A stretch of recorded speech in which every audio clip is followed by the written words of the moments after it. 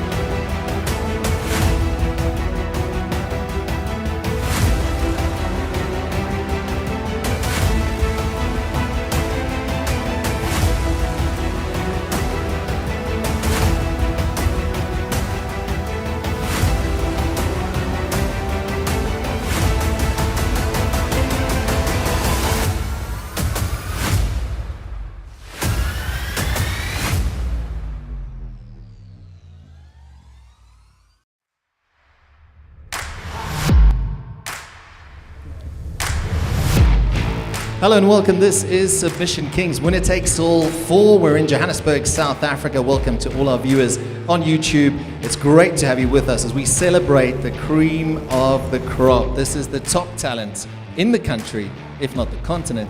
Some will argue the world. Big Al, Steph Graham, join me. Big Al, let's talk about this. This has been an amazing year for Submission Kings. I mean, not just the Winner Takes All space, but just in general. You must be very proud of how far you guys have come. Yeah, look, yes, it's been a crazy year, to put it lightly. We've had to learn a lot, and we've had to learn a lot on the job. And I think the same can be said for the athletes. A lot of athletes, like Ms. Graham will tell you here, you've been knocking on the gym, just messing around, and you get the call up, we need you on the big stage, you know. We've all figured out a lot together. And what I've been saying to people lately is, Justin and I have put a lot of work into creating an industry, in essence, is what we've done here. We're very proud of our work. We're very happy to close out the year with a historic card. And looking forward to the show. Yeah, I think historic card, you've hit the nail on the head. Steph, I mean, you've competed on the stage. It's pretty awesome, pretty exciting. And now there's a platform for you to come and compete. It's not just about those hours in the gym. Absolutely, and it's so nice that there's a space here. And speaking of it, front row seats tonight for myself to an historical event in women's grappling in South Africa. We have the flyweight title on the line, and we have our first featherweight ladies starting to build together the inklings of a bracket there as well. Very exciting. We'll get your thoughts on that now, but Al, before we sort of continue, there's some new rules you've introduced tonight. Just share those with us. Yeah, so not really new rules, but a couple of changes to the rule set. Basically, we're looking to keep the pace, keep submission hunting, and make it a bit more friendly for the eye. If you watch a lot of jiu-jitsu, it can get a bit stagnant, and that's what we're trying to avoid. We learned that from the last one. So basically what will happen is, if there's a lot of negative grappling in the stand-up, the referees will issue warnings, and they will eventually be seated. And worst case scenario, we will add 10 points onto somebody who's been warned, 10 seconds, onto a ride time for your opponent. If that goes to extra time, that's devastating for you. So the motivation is to keep the pace, the motivation is to improve your position, and the motivation is to look for a submission. This is Submission Kings and Queens at the end of the day, and that's what we're looking for. How have they been received? Because the purists might argue that, you know, let it play out, let's go with it. But I think at the end of the day, it's about taking a new audience and making people aware of how cool jiu-jitsu really is. Sure. If you look at the younger generation coming through, Mika Gavao, those kind of guys, Hokaje, Baby Shark, the new generation, Mikey Musamechi, Gordon Ryan, these are submission specialists. They bring a different kind of pace, and that's what we're trying to implement here. We want to see the same thing. We want to see the next generation who have to break the barrier for us to really cross over into the mainstream for jiu-jitsu. And what is going to bring that is high-end action, highlight reel submissions, and that's what we're after. Steph, I've got to ask you, I mean, you talk about the women's title fight. What do you expect tonight? Because you got Van Staden against Alves. I mean, two of them going, at it for the title. I mean, it's history in the making. There's pressure. Absolutely. Exceptionally high-level grappling from both ladies. They've both been in the game for a very long time. They've got amazing teams behind them. Alves has competed overseas. Monique is on an absolute tear when it comes to winning medals at current competitions. So I think we're going to see an epic submission, whichever way it goes. It's going to be very exciting. You two joining us on commentary. We look forward to that. It's about to get the action underway here at Submission Kings. Winner takes all 4.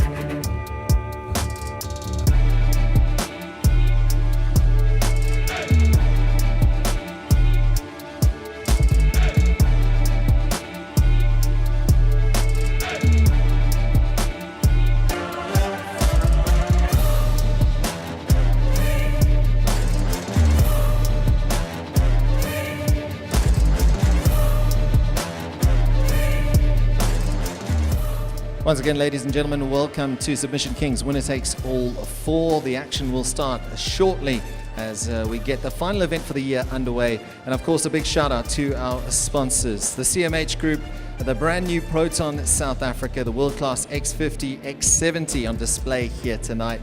Check out www.proton.cars to book a test drive. To the amazing team at Olalika Size, the Blue Line Gasoline Denim Co. And as always, the proceeds go to SAMAF. So the action will get underway shortly. There's history to be made here in Johannesburg, South Africa. Big welcome to everyone watching on YouTube. We hope you enjoy the action.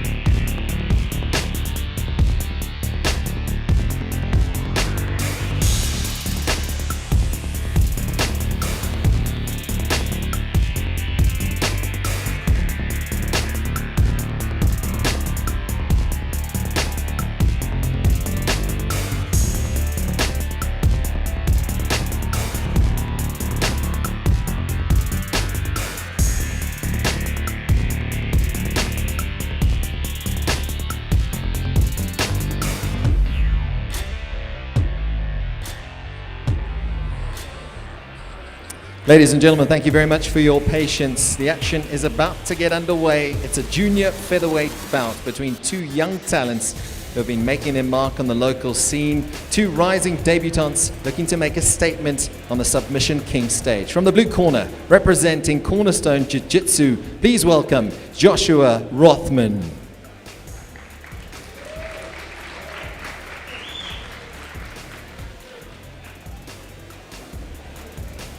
His opponent, fresh off a massive display at Submission Kings 06, fights out of the orange corner and represents the House of Tinkerbell. Please welcome Justin Walker.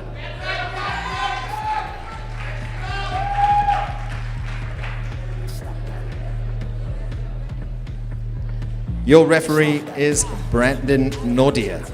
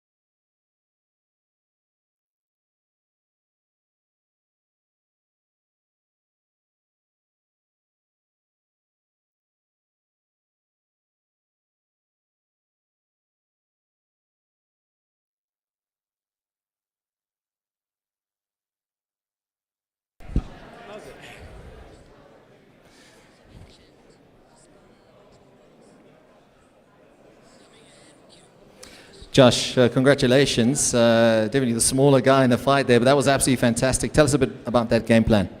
Look, I like to play guard, not the biggest dude. So if they're going to squash me, I might as well break their arm while they squash me. So, yeah, crushed my nuts a bit on that one, though. Well, I hope your nuts get better soon. But in terms of this win, what does it mean for you now going forward? Look, I love to fight. I've been doing this since I was about 6 years old. This is my passion. I came to fight. The win or lose wasn't super important to me. I like a good challenge. I don't like difficulty. That was difficult. It was fast, but very nearly died in the process. But yeah, this is definitely something that'll. It just gives you a good amount of self-confidence. You know, that's what I do it for. Congratulations on a fine victory. Stop that. Stop that. Stop that. Stop that. I hear him chat to the noise. Move too quick, can't stop for the talking. I hear him chat with the boys. Man's so tough, but man's keep walking. Just too sharp with the prize. White girls let it tell me I'm awesome. Yeah, hot like fire on the pan. If you wanna touch my please use caution. Cold like 0 degrees. I'm out the cage, gotta let out the beast. Revolutionary, gotta let out the streets. Locked in a cage. Coming up next, ladies and gentlemen, a lightweight matchup that promises to be an all-out action from the word go. A pair of lightweights looking to announce themselves Put your hands together in the blue corner, the man they call the Agro Panda, representing Quan Vessels. Please welcome Armand van den Berg.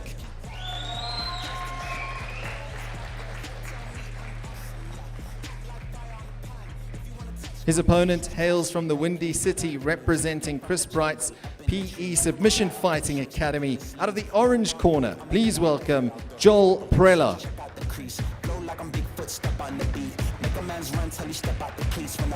Your referee is Brandon Nordia.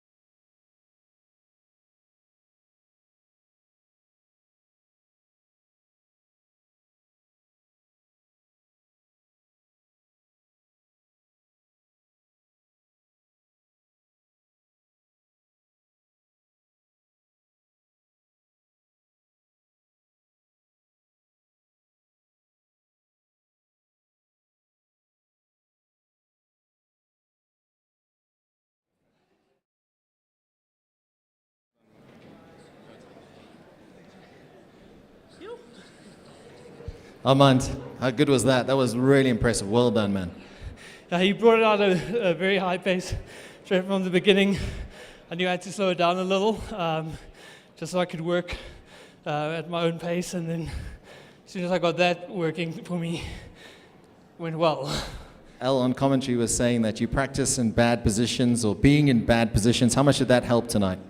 Oh, and I think that's the only thing that actually helps. I mean, you can't focus on everything going well. I mean, if you focus on the good part, once you get adversity, you're going to just crumble. So I think it's with the guys at the gym, it's a standard thing. We actually put ourselves in those bad positions to work out of it. So yeah.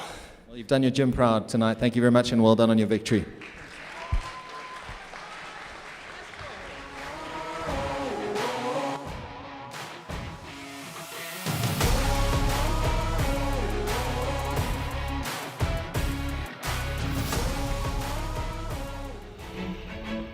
The Blue Line is a cut above the rest and is your leader in sourcing, branding and media solutions. From branding of events, corporate gifting, content solutions to professional event management. The Blue Line is your only turnkey solution provider. For more information, visit theblueline.co.za.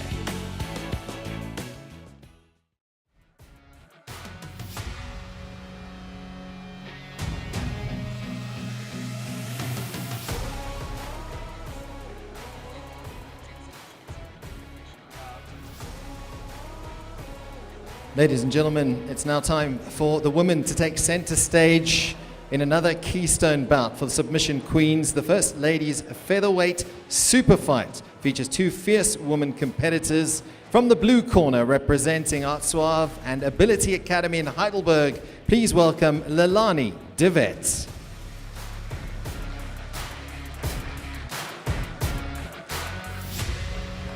Her opponent makes her long-awaited return after an intense first showing in the ladies' all-star quintet. She fights out of Cape Town, South Africa and represents Henzo Gracie Academy. Please welcome Cara du Plessis.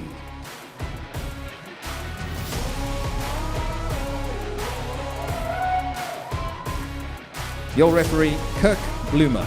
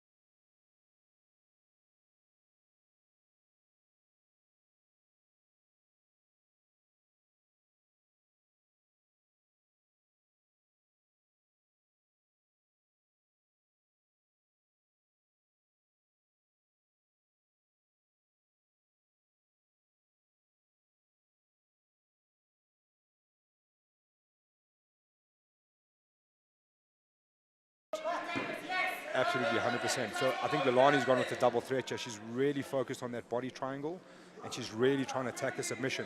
So each threat gives you more time. So the more you have to deal with, the longer you're going to be stuck there.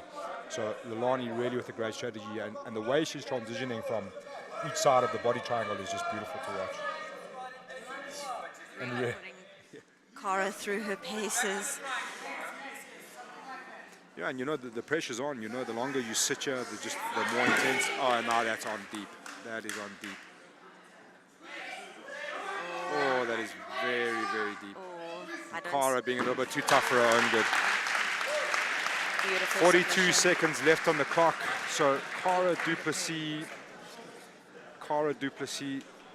is going to have a lot to deal with here in this one.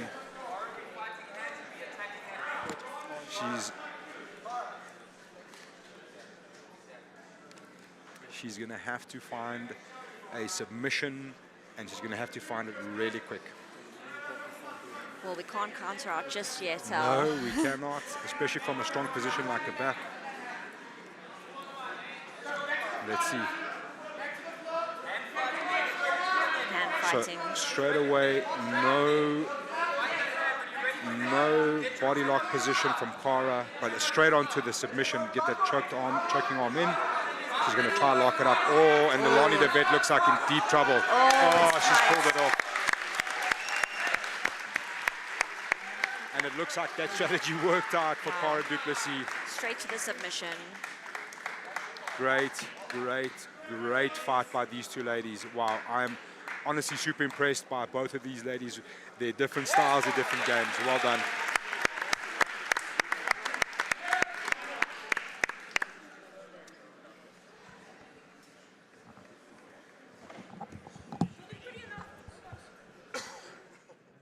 Cara, congratulations. That was absolutely fantastic. You can stand this side so the cameras can see you there.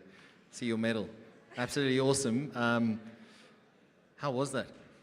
I went in with the intention to finish and submit.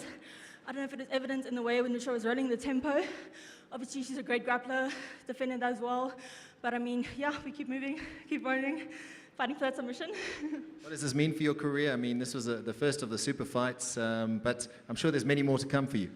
Yeah, this is honestly just to get my name out across here. I mean, this is me. Well done. Hi, guys. Yeah, just meaning for my career. I'm still studying. I'm in my studies, so this is just building platforms and things. Yeah. Well, congratulations. That was a fantastic performance, Cara. Thank you.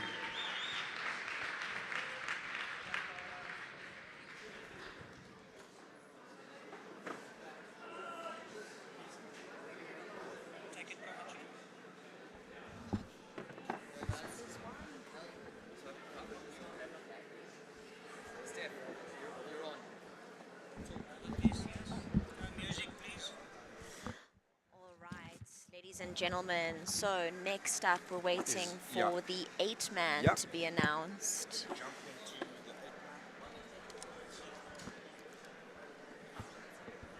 Group, not just your local dealership, but the motoring team dedicated to your vehicle needs. Whether you are looking to buy a new or used car online or in one of our many dealerships, our trained staff will be there to guide you. With our state-of-the-art service centers, products and parts, we guarantee peace of mind. The CMH Group isn't just the first choice, we are the only choice. Visit your local CMH Group dealers today.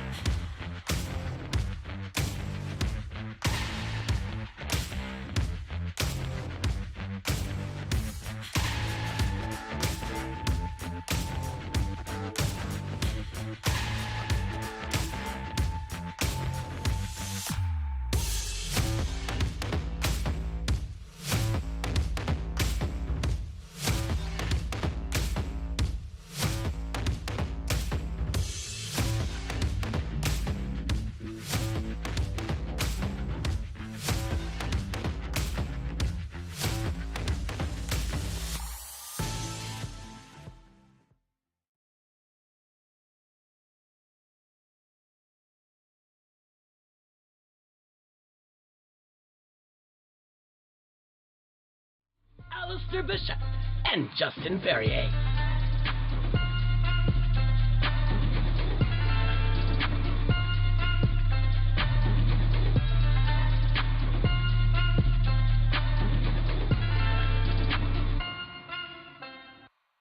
From Brazil, Davi Alencar Oliveira.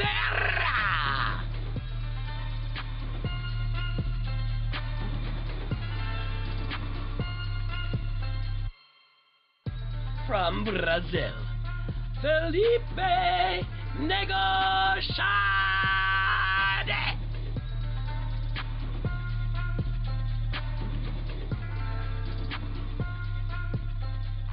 From South Africa, Sindile Monangela.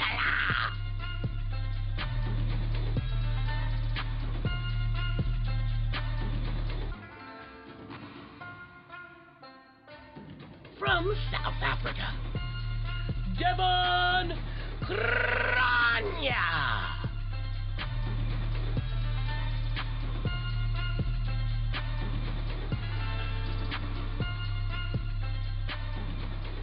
From South Africa, Kevin Cook.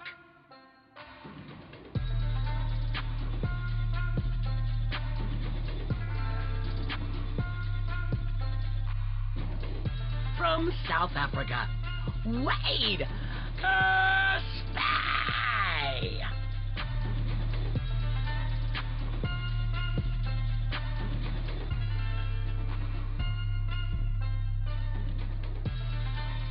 From South Africa, Wayne Berryman.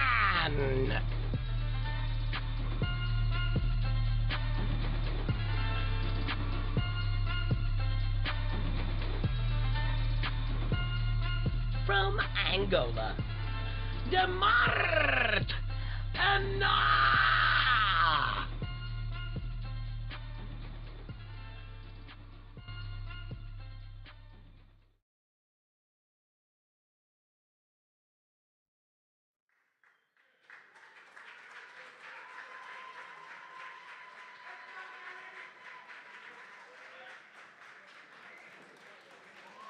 Thank you. Lead the way there, Demar.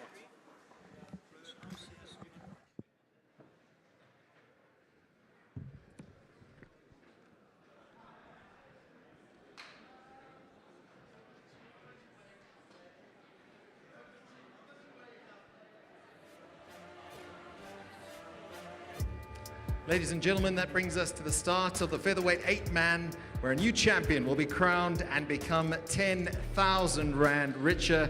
8 men will start and only one can win. The first matchup is an all Cape Town affair between two stellar purple belts with all the tools to win this bracket. The man from the blue corner represents Henzo Gracie Cape Town, making his return to the winner-takes-all format. Please welcome Kevin Koch.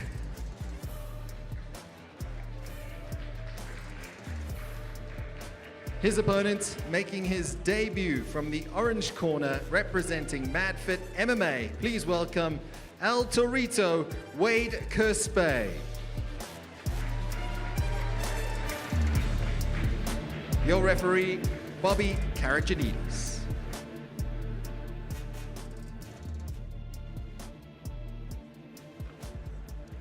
All right, Steph, we have arrived at the 8-man. Funny enough, a all Cape Town affair between Wade Kerspay and Kevin Koch.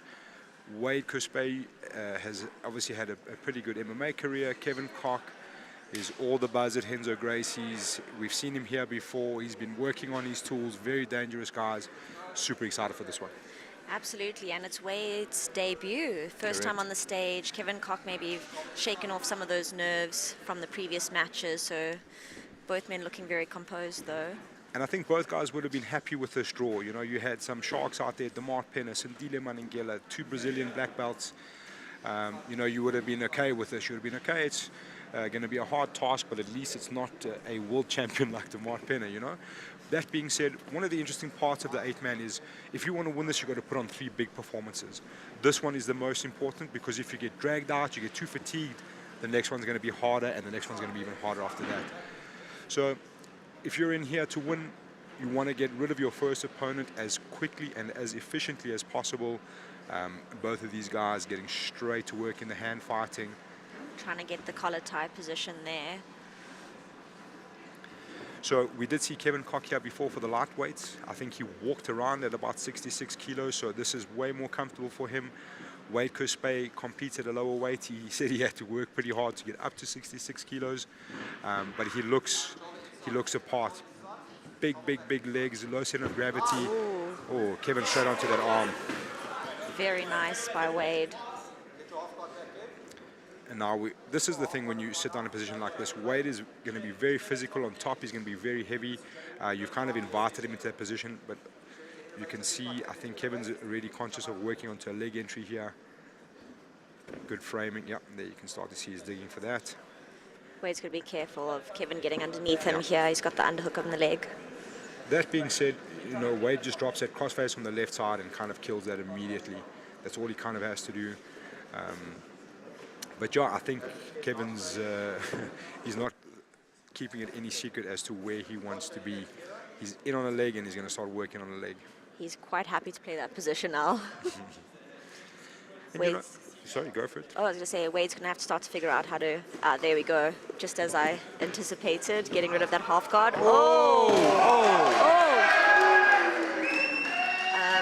Fell straight into the table there. RIP to that table. And the laptop situation. I think the laptop has survived. The table, unfortunately, I don't think it has. And that's what we're here for. Great start to the 8-man. Explosive as we can expect from the 66 kg division. I think Wade Crispe knows he's in a fight now. If he didn't before. Kevin Koch using really threatening. almost like a mission control position, but trying to get onto an arm. Yeah. So what I would like to see, we've seen Kevin, he's happy here. Nice, good double butterflies there.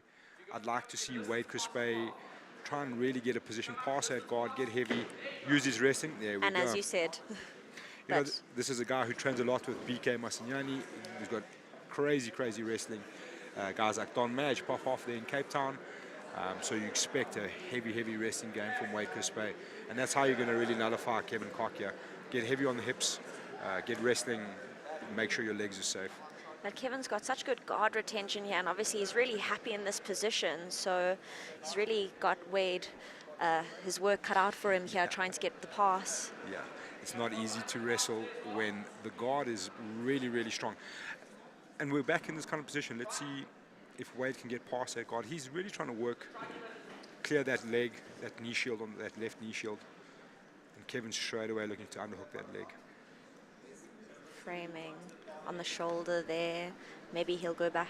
Has he got a double butterfly position there? Yeah, double butterflies again.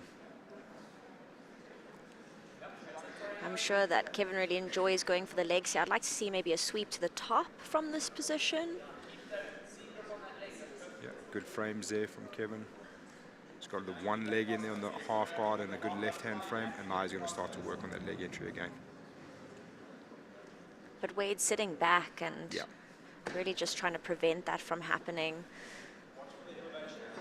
Yeah, I think he's got to be conscious of the elevation and the sweep if he comes too forward with too much pressure. I think that's important for Wade right now. He's really going to focus on trying to find an opportunity to pass that guard, get into a side control, and there see Kevin start to work that elevation. Wade sitting back trying to prevent.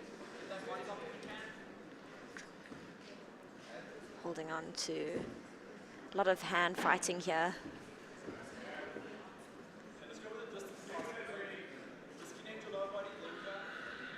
Okay, from the corner the instruction was distance pass. They tried for long to get a very short pass on a body lock kind of pass they were looking to work. Now we're going to start to see the distance. But again, Kevin's guard retention is just really holding up at the moment. gain to that double butterfly position. So, On an armbar. beautiful defense. Great by escape and Wade straight there. back onto the top. Very composed, rolled right out of it. That inversion from Yeah, Kevin Kevin looks with intense. inversions. Doesn't seem to bother Wade too much. I think we'll see quite a lot of inverting from the lighter weights. I know myself that this is a common position to be in. Definitely not a common position for myself. Oh, do you not invert, Al? No, not my game, Steph. Not my game, if I'm honest. Leave it to the 66 kg Yeah. gentleman in front of us. Kevin working on that leg. And it's Oh, Wade's going to be careful here, and it's on.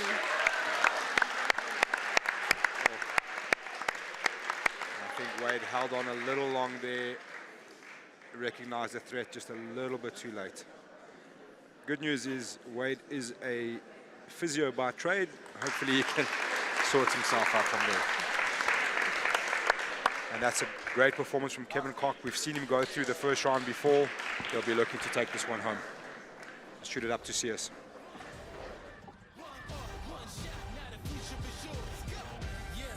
I was building on a lecture. Verses coming daily under pressure.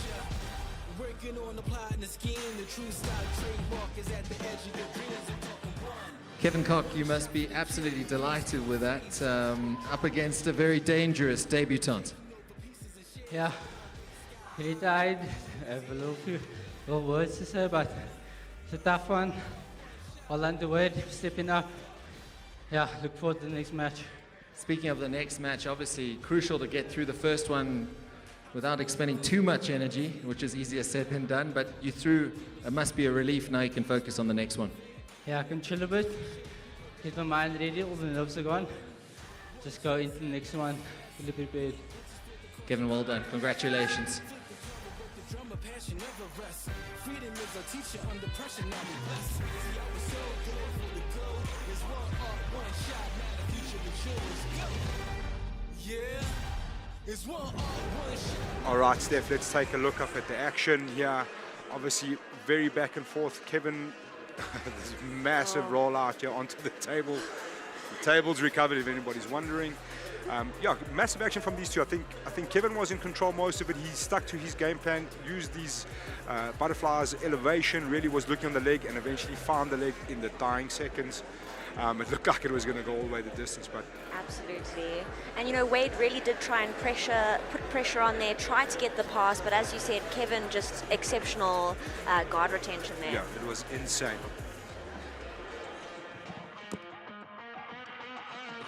The second matchup introduces our first black belt. Winner takes all for the first of two men from Brazil fighting out of the blue corner, representing Gracie Barra-Santon.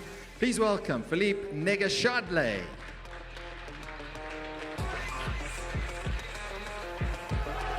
His opponent brings vast competition experience with an MMA background, representing Corvus and Creonte BJJ. From the orange corner, Devin Cronier.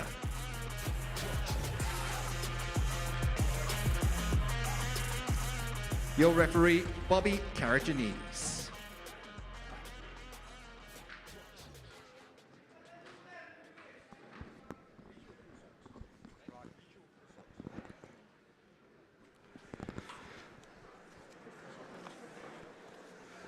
All right, ladies and gentlemen, I have a new partner in the booth. Mr. Warren King joins me after running around with getting some teammates ready. Welcome, Warren. How are you? Okay, you dude. Good. Straight into the action. This is a big matchup here. Philippe Negashadle from Brazil against Devin Cronier. Philippe, the black belt, the new black belt here at Gracie Barra-Santon. Devin Cronier. Stalwart in the combat sports arena. Yep. It's going to be pure jiu-jitsu versus a more resting heavy approach. Oh, Philippe drops down straight onto a leg here. He's gone to the outside for an outside heel hook from the single leg X position. He obviously needs to get onto that heel and get the extension, but he also needs to watch that he keeps that left leg connected to the hip so that he's got the hip isolation as well. Very nice start to the match. Yeah. We saw Gordon do this against that Roosevelt Souza. He just pulled into the single leg X position and got the quick finish. Oh, that you see, he just needs that bite on the heel, but Devon's doing a pretty decent job in clearing the heel itself, and obviously there's no more hip connection anymore. So, but it looks like going a belly down, straight ankle. Oh, great job, great job. And the Brazilians are here to do business. Yeah, the Brazilians are here. I don't know what they've been told when they arrived here, but they've come for business and they really want to make their mark. This younger crop that's here in South Africa really want to compete and they really want to make their presence felt. Yeah, 100%. I think South African Jiu-Jitsu itself has been tainted a bit in the previous years from the Brazilians that have come over, but it seems like the new breed are definitely coming out here to prove a point. Okay, let's shoot it up to CS.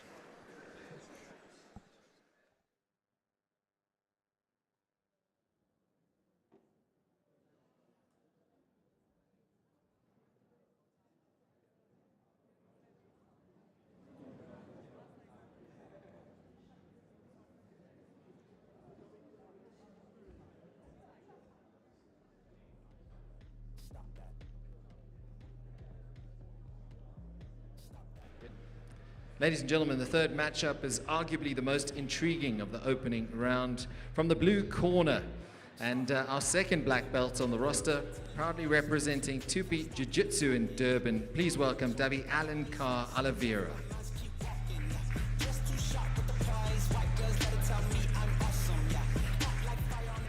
His opponent needs no introduction, an MMA champion, judo black belt, jiu-jitsu brown belt, the pride of Kabeja, and captain of PESFA. From the orange corner, making his winner-takes-all return, please welcome Sindile Manengela.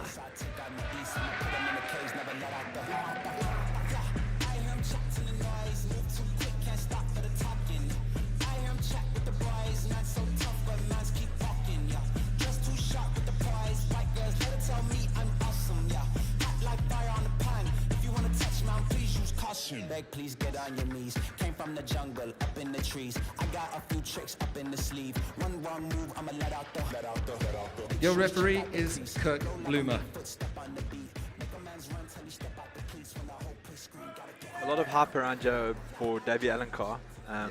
Obviously representing 2P locally, but is an old friend of Vladimir Alves. And a massively intriguing matchup here. Sindile coming back for the second opportunity. Lost out to his teammate in the lightweights. Really wants that belt, really wants that 10,000 Rand. The draw didn't do him many favors. He's got a tough task ahead of him. Sindile looks physically the part. He has all the skills. Both of these guys have the skills to go on and win this competition. Unfortunately, one of them is going to have to get knocked out here. Yeah. Sindile is quite a resilient guy as well. I mean, we saw him wade off a couple of submission attempts in the previous W.T.A. And it'll be interesting to see how Davi approaches this. Interesting that he's opted for the close guard here in the, early on in the match.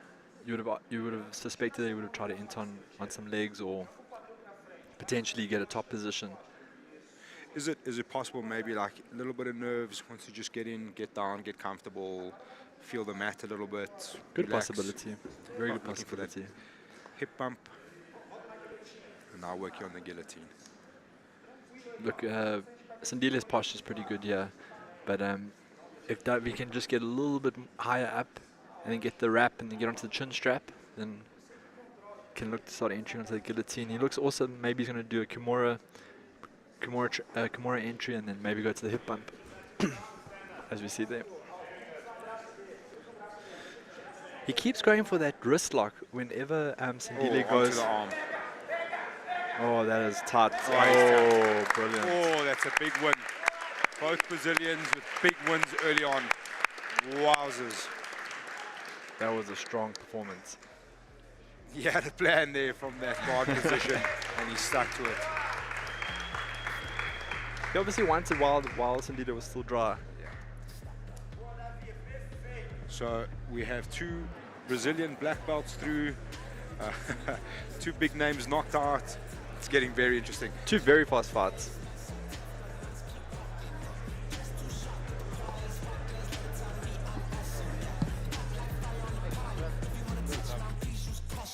Like 0 degrees. I'm out the cage, gotta let out the beast. Revolutionary, gotta let out the streets. Locked in a cage, I'ma let out the.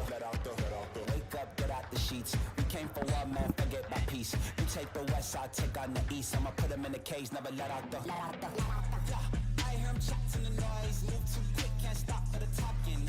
I hear him chat with the boys. Man so tough, but mans keep walking. Yeah, just too sharp with the prize. White girls, let her tell me I'm awesome. Yeah, hot like fire on the pan. If you wanna touch me, please use caution. Beg, please.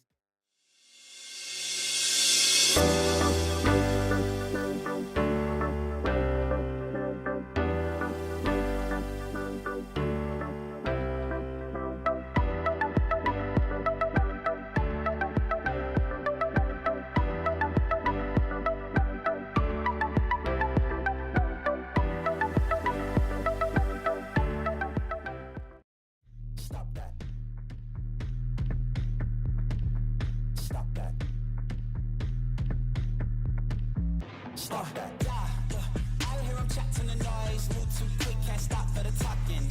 I hear him chat with the boys. Man so tough, but mans keep walking.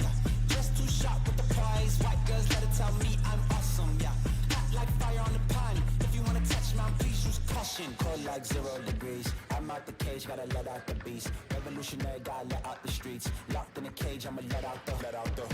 Wake up, get out the sheets. We came for one man, forget my peace. You take the west side, take on the east. I'ma put him in the cage, never let out the. Yeah, I hear him chat to the noise. Move too quick, can't stop for the talking.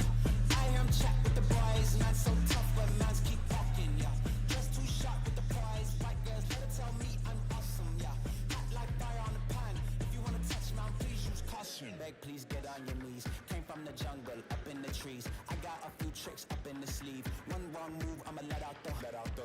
Big shoes, check out the crease. Blow like I'm Bigfoot, step on the beat. Make a man's run till he step out the cleats. When the whole place scream, gotta get out the.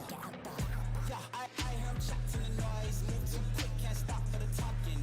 Ladies and gentlemen, that brings us to the last matchup in the opening round. From the blue corner, representing East Rand Brazilian Jiu-Jitsu, please welcome Wayne Berryman.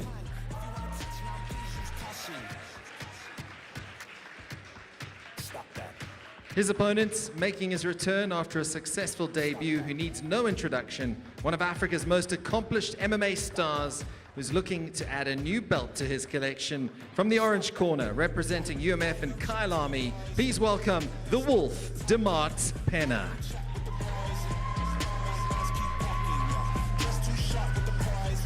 Your referee, Kirk Bloomer. All right, ladies and gentlemen, this is the last fight of the first round. DeMart Penna, who's got a massive win here in the last event he was here, his first event, against Wayne Berryman, who was in the last quintet. I think Wayne Berryman up against it here is interesting to see what he tries to do. Yeah. Obviously a bit of a tall order for Wayne, going up against such a seasoned veteran like DeMart. DeMart with a very wrestling heavy type of game, but obviously showed his submission skill set in the last Submission Kings. It's interesting that you say that, because he mentioned in the vlog that he feels his submission game is not amazing, and he's quite conscious of it. Which is quite interesting in a submission only rule set, you know. Yeah. But I was pretty impressed with the dash choke, or I think he likes to call it the wolf choke. Yeah. From the last event. I mean, he had a great outing last at W.T.A 3. DeMart's pressure is very difficult to deal with, though. I mean, he doesn't give you any space, doesn't let your back come off the mat, and he just systematically works up your body.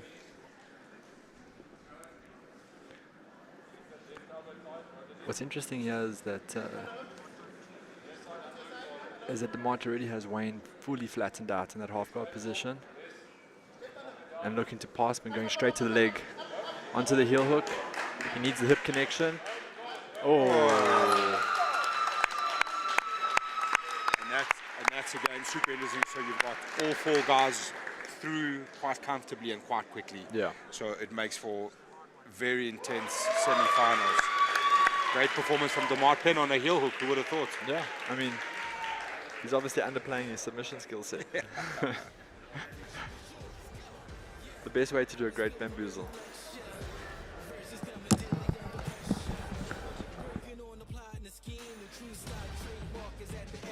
Penner, you seem to love this event, man. When it takes all, satisfied getting through to the next round so early? Yeah, I guess it's not easy, but yeah, I'm grateful to be here. And the Wolf, what are you looking to achieve here? I know they're talking about getting that belt around your waist again in this sort of format. You've been working extremely hard. What would it mean to you to get the belt around your waist? It's a beautiful sport. It's a completely different sport than what we do. So it's an honor for me to represent the MMA guys. So let's see how far we get. Demar, congratulations. Great seeing you in action. Thank you.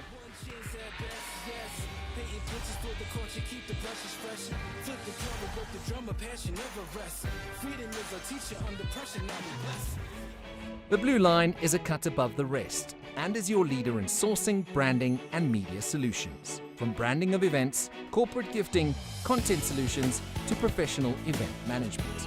The Blue Line is your only turnkey solution provider. For more information, visit theblueline.co.za.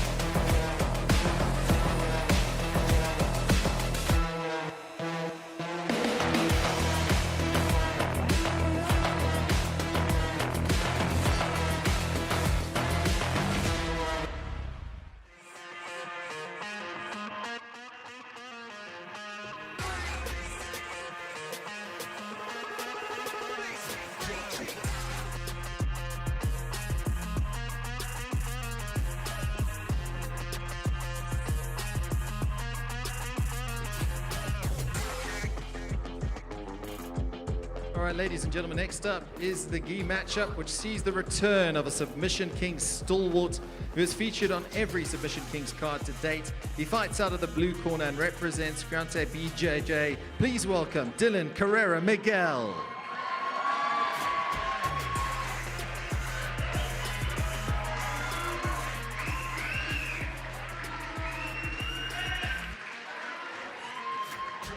His opponent looks to announce his arrival on the Submission Kings mat with a big performance. He fights out of the orange corner and represents Gracie Barra-Ilovo. Please welcome Themba Khumalo.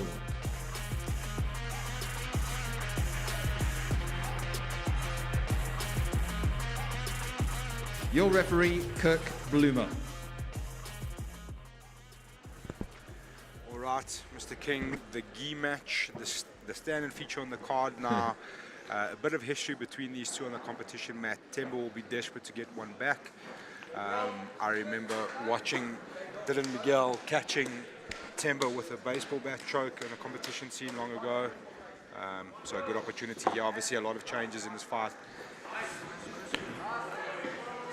It's interesting that... straight into that, looking for that triangle immediately. I mean, great entry there. He pulled guard, and as Themba followed, he just opened up for the triangle. He just needs the angle at the moment, though. So he's a bit too square.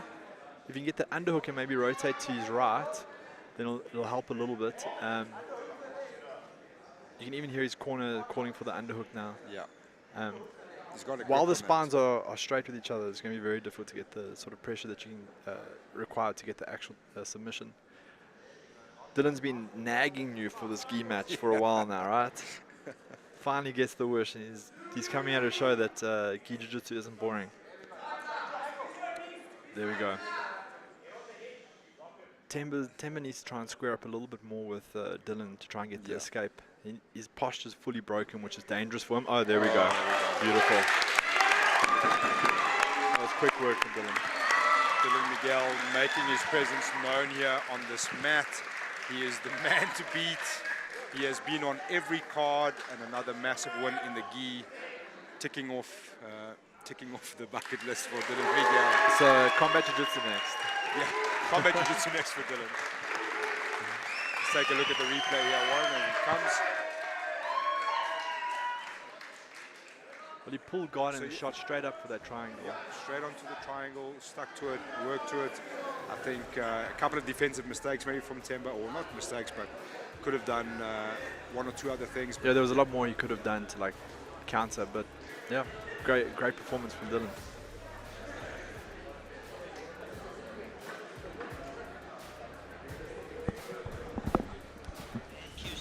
Dylan, you must be absolutely thrilled with that. I see you ticking boxes now, fast becoming a bit of a legend in the Submission King circles. Yeah, I'm just trying to come here and do very inspiring jiu-jitsu.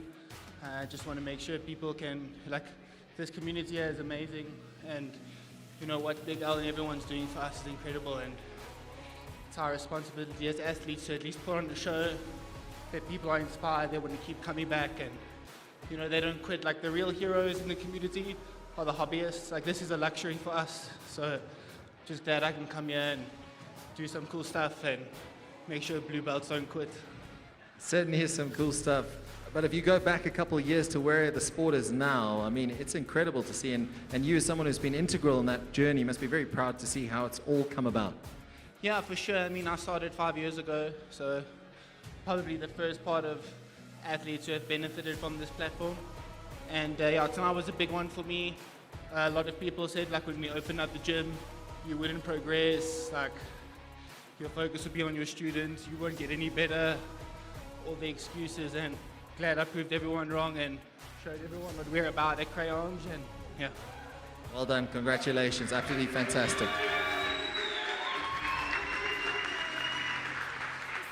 Group, not just your local dealership, but the motoring team dedicated to your vehicle needs. Whether you are looking to buy a new or used car online or in one of our many dealerships, our trained staff will be there to guide you. With our state-of-the-art service centers, products and parts, we guarantee peace of mind. The CMH Group isn't just the first choice, we are the only choice. Visit your local CMH Group dealers today.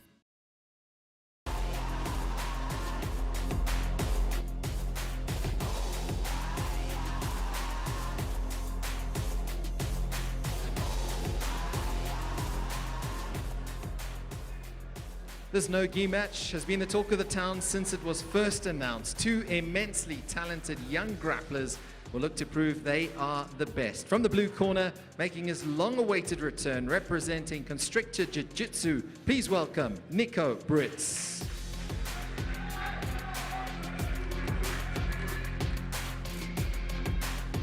His opponent returns after an emphatic display in the middleweight 8-man. From the orange corner, representing Henzo Gracie, Cape Town, please welcome Connor Benthin.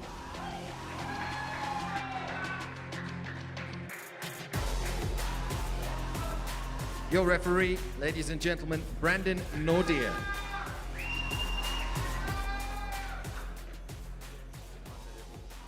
Been looking forward to it. The two up-and-coming blue belts on the scene.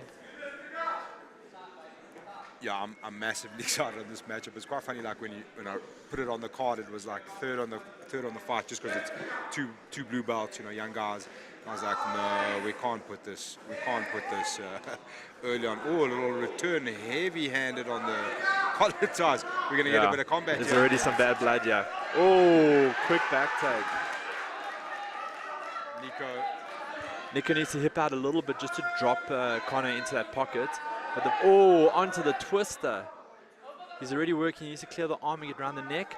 Now Nico's going to pull the arm around the back and enter onto the neck. But the problem now is Connor's hips turned a little bit too much. So he probably needs to go for a triple threat, where he either threatens the biceps, the calf slicer, or the banana split, and then re-enter. But now Connor's going to come on top. Got a bit insistent on that. Yeah. On that twister there. And now he's giving up. Now he's on the bottom. Yeah. Connor more known as a bit of a guard player, so we're interested to see how he operates from the top. Yeah.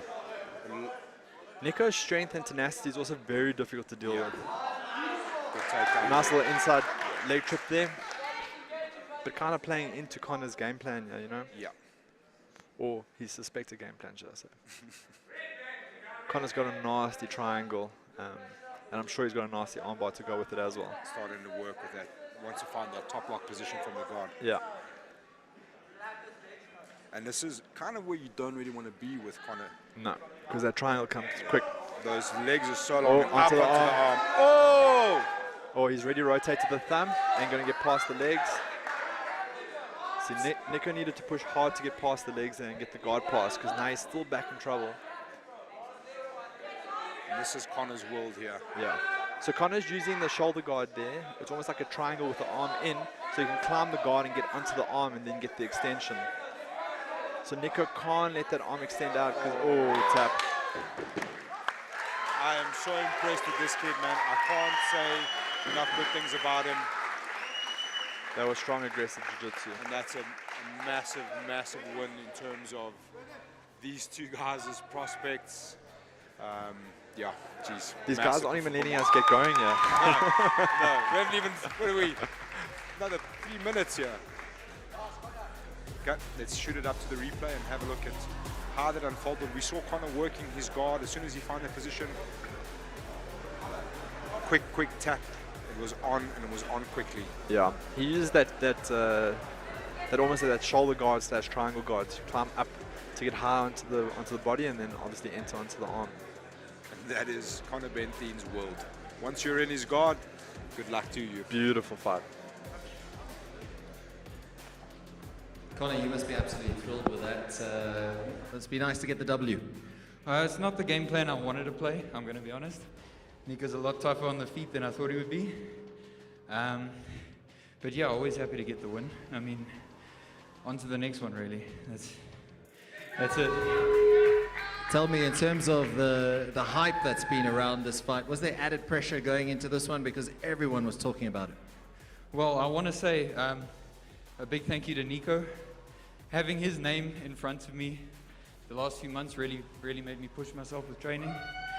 I mean, I already spent endless hours in the gym, and having what I know is a studied competitor in front of me really made me have to push myself the last couple months.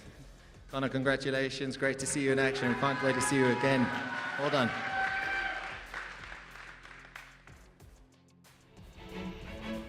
The Blue Line is a cut above the rest and is your leader in sourcing, branding, and media solutions. From branding of events, corporate gifting, content solutions, to professional event management. The Blue Line is your only turnkey solution provider. For more information, visit theblueline.co.za.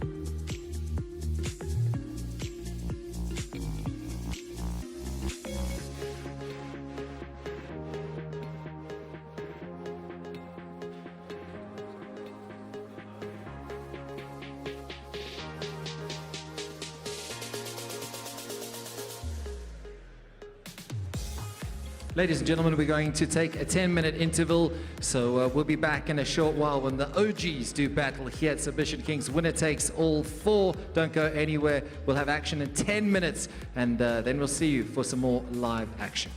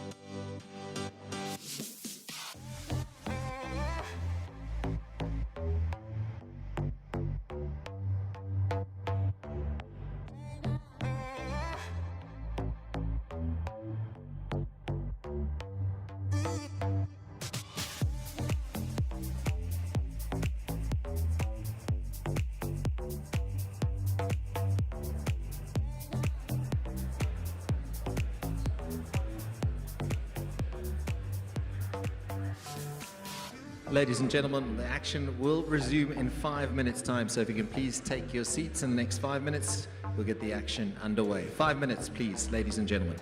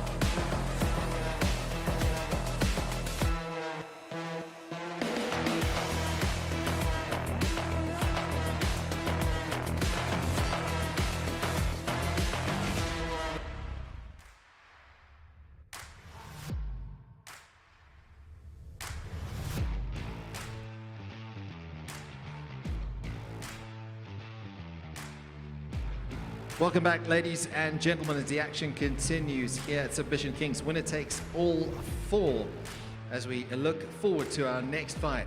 2 of South Africa's grappling OGs face off next in an all black belt affair. Let's go to our commentary team. Big L, Warren King. All right, Warren, let's take a look at the tail of the tape that's finally arrived between the 2 OGs, Brandon Newman, Jamie Gemmell, 2 long-time competitors, both black belts, both in need of a win. Yeah, I mean, this has been the match I've been looking forward to the most. I mean, what would have been even better if it was in a gi, but yeah, we'll take what we can. But yeah, you know, these are 2 old dogs in this industry, and Brandon and myself, we used to train together over 13 years ago. That shows how long he's been around for. And Jamie, a little bit shorter, but also just been around for a very long time, and just the seasoned competitor, yeah. All right, let's see what they've got. Ladies and gentlemen, from the blue corner, representing his newly formed Johannesburg Grappling Club, please welcome Jamie Gemmell.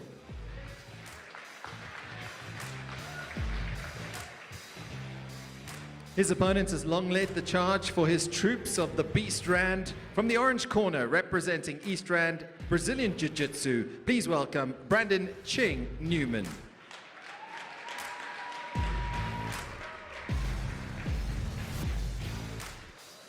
Your referee, Bobby Karajanidis.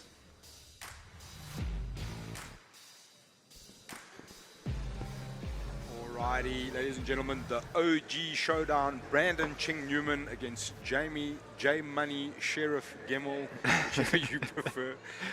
Like I said, these are 2 black belts bearing their souls on the line here. Brandon Newman obviously representing his team, and leading from the front, Jamie Gemmell, the newly formed Johannesburg Grappling Club. As we said, both guys will be desperate to get a win here. Yeah.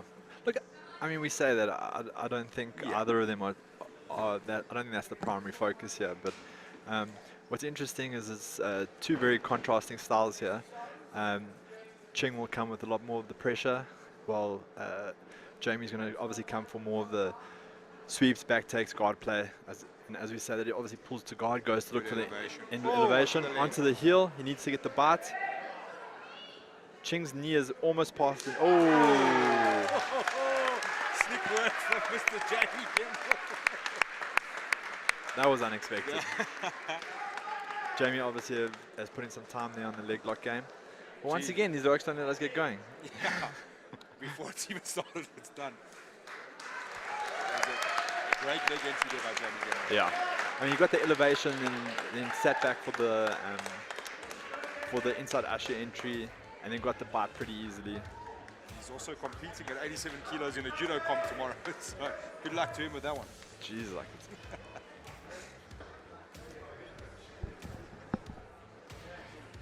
Jamie Gemmell, a legend. They call you the sheriff in these parts. That must have felt good.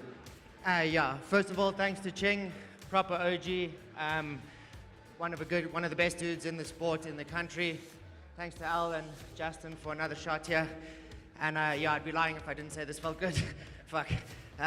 Also, huge thanks to Dills, Mikey, and Chris from Creonch for all the help, and my JGC team.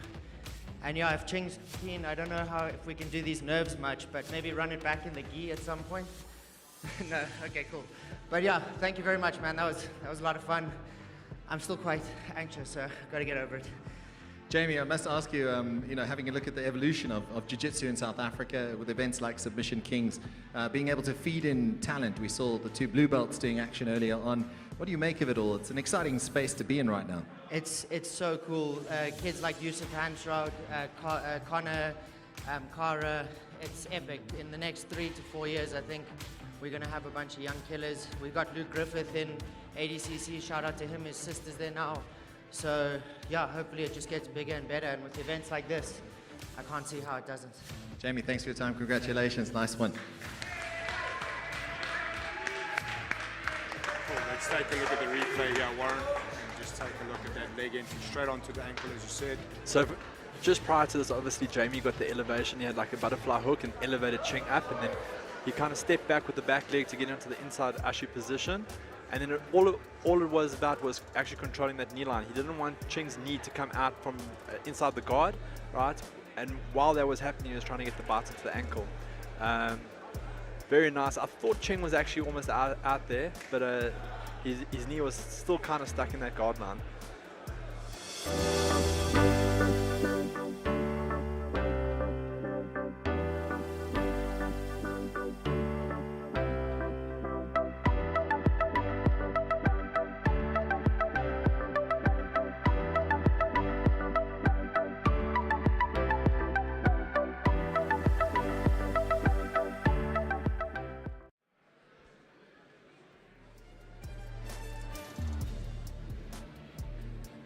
Moving on to the 8-man semi-finals. The winners will now face off to book their spots in the much-anticipated finals.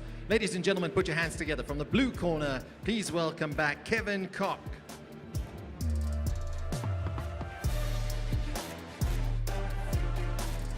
And from the orange corner, please welcome back to the mats, Philippe Negashadle.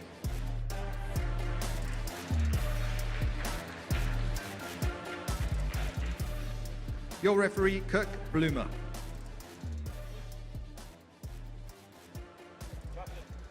Back at it with the W.T.A. action.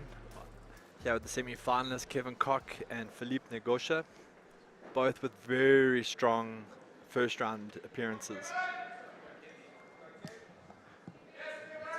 Kevin opting to obviously pull guard immediately, trying to get that leg entry. He goes for the K guard and tries to step over. Interesting, yeah. Kevin Very Koch interesting. going straight But I think for the kill here. the knee line's already cleared there. He needs to actually get back up the leg. Ooh.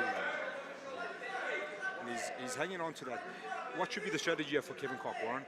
Let that go, get into a new position and come up? Well, I think stay on it. I think he's thinking that he can get a bite again. I think he's going to try and get back down onto the leg. And now he's giving up his own leg, yeah. Yeah. Look, Philippe still needs like hip control there. You know, like with any leg lock, you need obviously the control at the end of the lever, being the ankle, and then obviously control at the hip as well. Quick action again, though. Yeah, straight into it. These are, no one's working for overtime here. These guys are fighting like they owe each other money. And Kevin Koch, obviously, with a massive opportunity to knock out one of the favorites without a doubt, especially after the first performance. Kevin's dangerous. His entries are very, very slippery. Philippe's going to be up against it. I think he's going to get a good look at some high-level South African jiu-jitsu. Yeah. Look, Kevin's a strong competitor. You know, like you get guys that are good in the gym, but then you get guys that are really good at competing, and Kevin's definitely one of those guys. He's looking to play a little bit of like a reverse De La Riva position there, and maybe try and get an entry again. But in his previous match and now at the beginning of this match, he tried for that K guard, and he's definitely trying to find the legs at this stage. And do you think that that's like his game plan, or are we still stuck in that connotation that the Brazilians are not big fans of the leg lock, so that might be a strategy? Well, I don't think we can say that now after Philippe getting that heel hook in the first round. Philippe's putting a lot of pressure here, though. I mean, I think we're going to see two very tired athletes in the next 2 to 3 minutes if it continues that long. Good knee on belly there from Philippe, getting that crossface. I think he's looking for the mount. He's probably going to go for the mount and then try and control one of the arms. In this position, Kevin also needs to make sure that he doesn't extend that left arm too much, so that because Philippe will jump into that arm. Yeah. Good hip bump there from Kevin, trying to clear that knee on belly. There we go, straight to the mount. He's got the crossface. He's going to try and get under the arm. Kev's trying a kipping escape so that he can actually enter into the single leg X.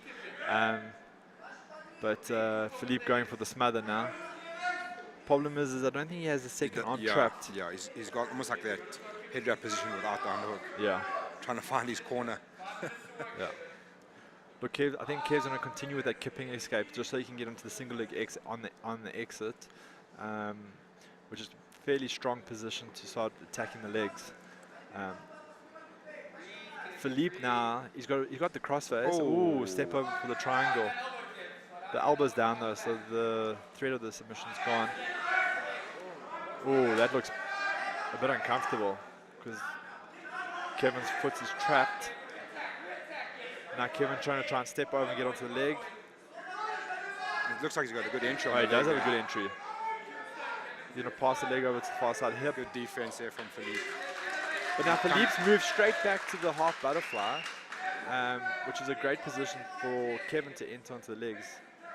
I think it's got to be said here, Kevin Koch doing himself really proud of the performance here against definitely very experienced black belt. Interesting on Philippe, he's only been training jiu-jitsu for 8 years. Already got his black belt. One of those guys who says he just kind of lived in the gym. That's all he's been doing. Yeah, I mean, it doesn't really come down to like calendar years. It definitely comes down to mat time, right? Sure. So if you're training twice a day, 6 days a week, your journey is going to be a lot quicker than your average Joe training 3 or 4 times a week. Sure, and a lot of incentive here, like we said earlier, for the younger generation of Brazilians to really prove their worth, you know. Like we said, the connotation of Brazilians before, these younger guys want to come and show their mettle on whatever stage they can, which is awesome to see. No, definitely. A lot of pressure here from Philippe. A lot of pressure. I think the previous generation of Brazilians, you know, not all of them, but a large majority of them came here looking at like monetary opportunities for them in terms of like they're going to charge crazy rates, have these affiliates, do these seminars, whereas this new generation have come out here to actually establish themselves as coaches, be part of the community, and now we've got a bunch of guys trying to compete. Or he's going for the no-gi baseball bat choke. Nice. It's a tough one to pull. It's a tough one to pull off, but I mean, Kevin doesn't look like he's too comfortable. Oh, Philippe's got the elbow down. The closer Philippe can get his left elbow down towards his right elbow, obviously it cuts off the space and applies the choke. Look, Kevin Koch seems Kevin's to be in extending a world of his trouble. Oh.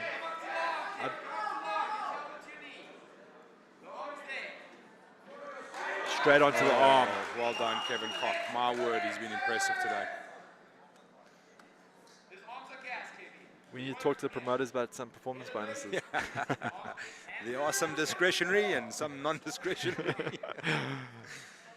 What we actually decided on this one is we went for a fight of the night the last time. Luckily, we changed our minds and looked for the submission of the night for this one. Okay. Because I don't know how we'd choose a fight of the night yet. I must be honest, there's been so many. Well, I think you're going to have a hard time choosing submission of the night as well. Yeah. We've still got a bit of time to go, which is making me even more nervous. I think we're going to leave that decision up to Warren King, to be honest. Okay. I'm happy with that. Yeah, but there's been some great, varied submissions, which has been cool. Often you come to these events and like a theme starts running from match to match. It's just rear naked chokes all night. But it's been a great night of action so far. Look, I think Kev's gas tank is definitely getting depleted here, being in the bottom position. And with Philippe attacking the chokes, keeps riding his body. Yeah, he's back onto that. Oh, and it looks horrible now. Oh, man. He's trying to get that step over the head there. So he has the conundrum, right, is that Philippe's using his left leg to stop Kev from following him. But while his left leg is there, he's struggling to actually get the angle to finish the choke. And there's also a lot of heart being added in there from Kevin Koch, which is making it even harder. While Kevin's gas tank is getting drained here, I think Philippe's arms are also getting burnt out. Yeah, it's a hard decision when to not to give that up. And you see he's setting it up again. He's go back onto the knee on belly. The right hand placed behind the neck there, working to get that left arm in. He's being like quite persistent on finishing with that particular submission. No, definitely. Which is interesting.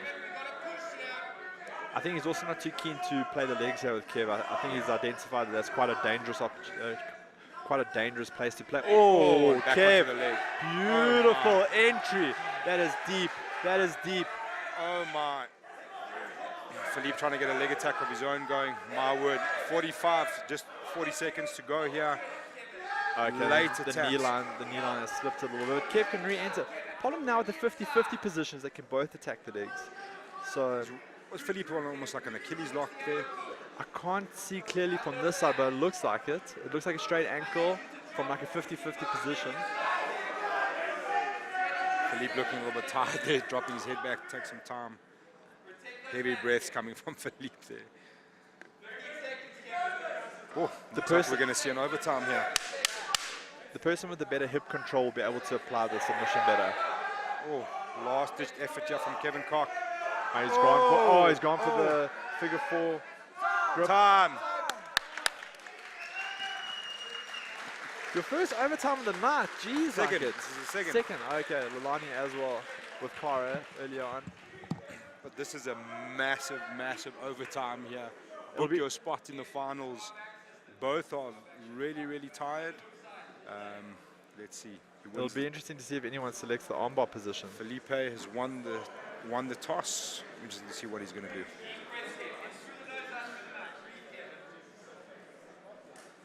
Okay, it looks like Philippe's going to attack the back of Kevin Koch first.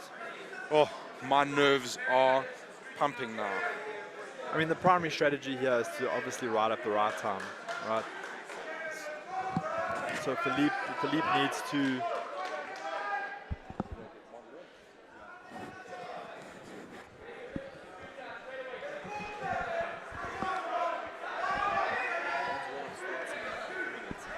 Okay. Oh, Philippe onto the neck already. Very, very, very quickly. In overtime, like, submission counts a lot, actually. You know? Yeah. Like, if you can get the submission, then it's all down to the other person getting a submission as well, you know? Oh, and this is worst case scenario here for Kevin Koch.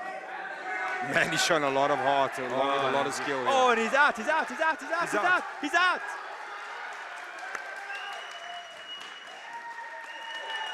Massive, massive, massive escape there from Kevin Koch. Survives a submission attempt and then actually gets the escape. My word. What's the time? So 27 seconds. Needs to go after this. Yeah. Okay. So what's the time to beat there, JJ? 27 seconds. If Kevin Koch can hold on for 27 seconds or longer here, or find a submission before that, he's going to win this. Philippe's already Big past trouble that leg. here. Pressure on referee Kirk Bloomer here. Kevin Koch hanging on. Oh my word, this is going to get It's tight. not out yet. It's not out yet. Still on the back. Has he got the body lock? Still on the back. He's got the body lock there. He doesn't have the body lock. He's got one leg Oh across. my word, he's pulling on the... 33. He's pulling on the rash guard. Time. My word, Kevin Koch with a massive upset here. Massive upset here from Kevin Koch. My word, take a bow, son. Books himself into the finals against all odds. Great job from Kevin. Great Oh job. my word, Kevin Koch, take a bow, sir. Take a bow, sir. Are you sure you're not giving out a performance fight of the night? Yeah, I think we might have. Thank you, Warren King, for your Absolute time. We're going to pleasure. be joined back by Steph Graham here. My word.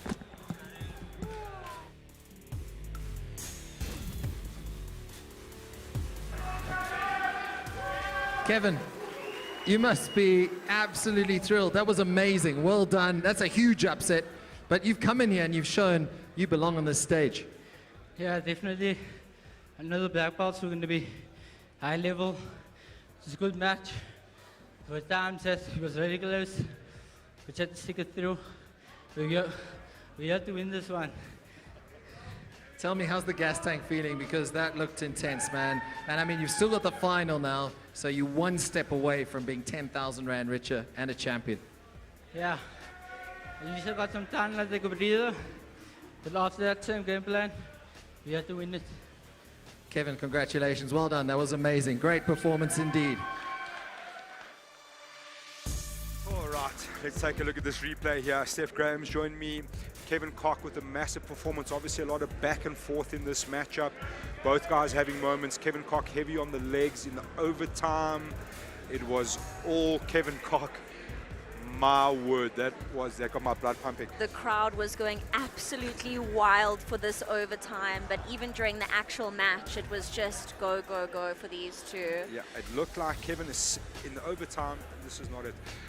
Was stuck in the rear naked choke, escaped, The rear naked choke got CMH out. Group, not just your local dealership, but the motoring team dedicated to your vehicle needs. Whether you are looking to buy a new or used car online or in one of our many dealerships, our trained staff will be there to guide you. With our state-of-the-art service centers, products and parts, we guarantee peace of mind. The CMH Group isn't just the first choice, we are the only choice. Visit your local CMH Group dealers today. The Blue Line is a cut above the rest and is your leader in sourcing, branding and media solutions. From branding of events, corporate gifting, content solutions to professional event management. The Blue Line is your only turnkey solution provider. For more information, visit theblueline.co.za. Stop that. Stop that. Well, we have one final spot booked. We're about to find out who will join Kevin Koch in the final. Ladies and gentlemen, from the blue corner, please welcome the returning Davi Alencar Oliveira.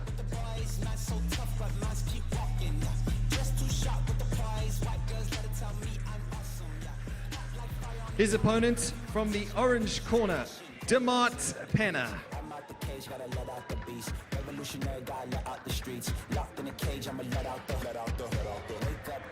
Your referee is Kirk Flumer. Intense little stare off there from the Wolf, Demart Penna. This is basically a final here. Davi Alencar, amazing jiu-jitsu. Demart Penna, we know what he brings. He's got a win in the bag. They both got a win in the bag, both by heel hook, as you pointed out earlier, Steph. This is for all the marbles here.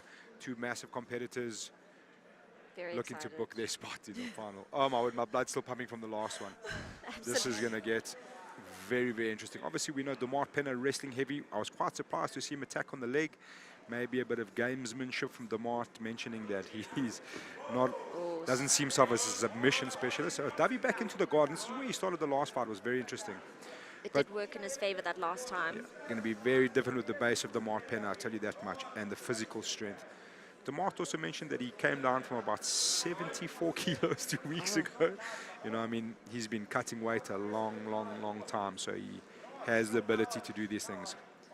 He is looking ripped. And he can get actually lower. He competes at bantamweight, so he knows how to manipulate his body, and he knows how to grapple, I'll tell you that much. Holding on tightly to the legs there. And interesting here, very unknown guys. Like, I mean, obviously there's a lot to find out about Demart in terms of MMA, and you would have seen him grapple here before.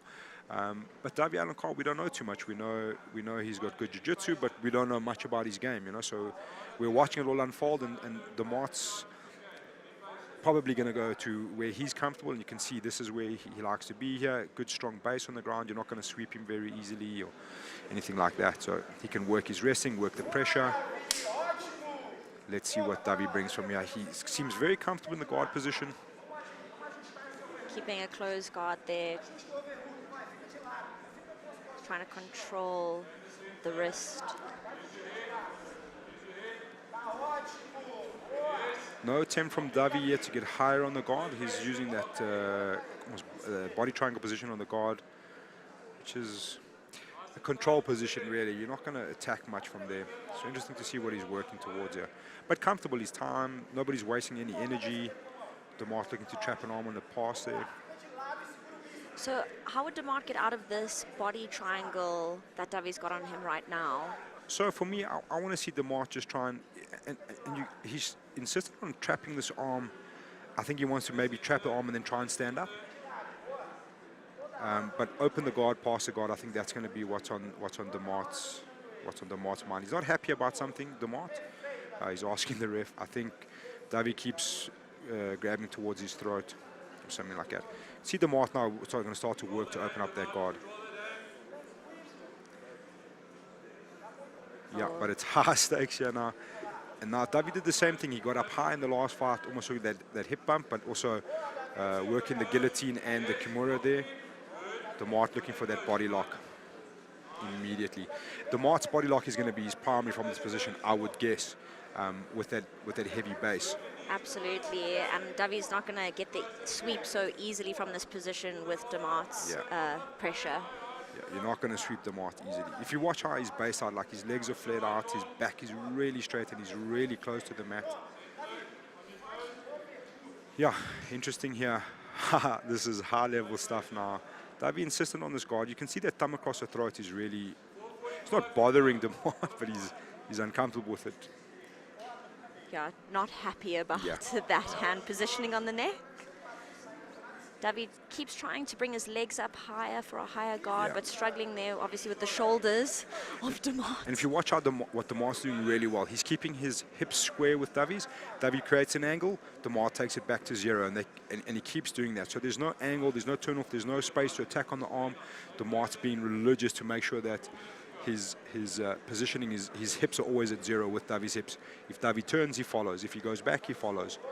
And it just goes to show the experience of Demart. I mean, at the same time, he's been doing jiu since 2006. He's a brown belt, you know, lots of experience here, so you can see. Lots of high-level competition experience as well. He's competed in EFC on the highest levels. He's been through dramatic fights. We know the stories with him and Urshad Syed. Obviously now competing in Aries. He doesn't get phased easily by the big lights. You know, he's a seasoned competitor. Yeah. And both guys being very energy efficient here, which is really good, especially if you want to go into the next round. You're going to need the energy.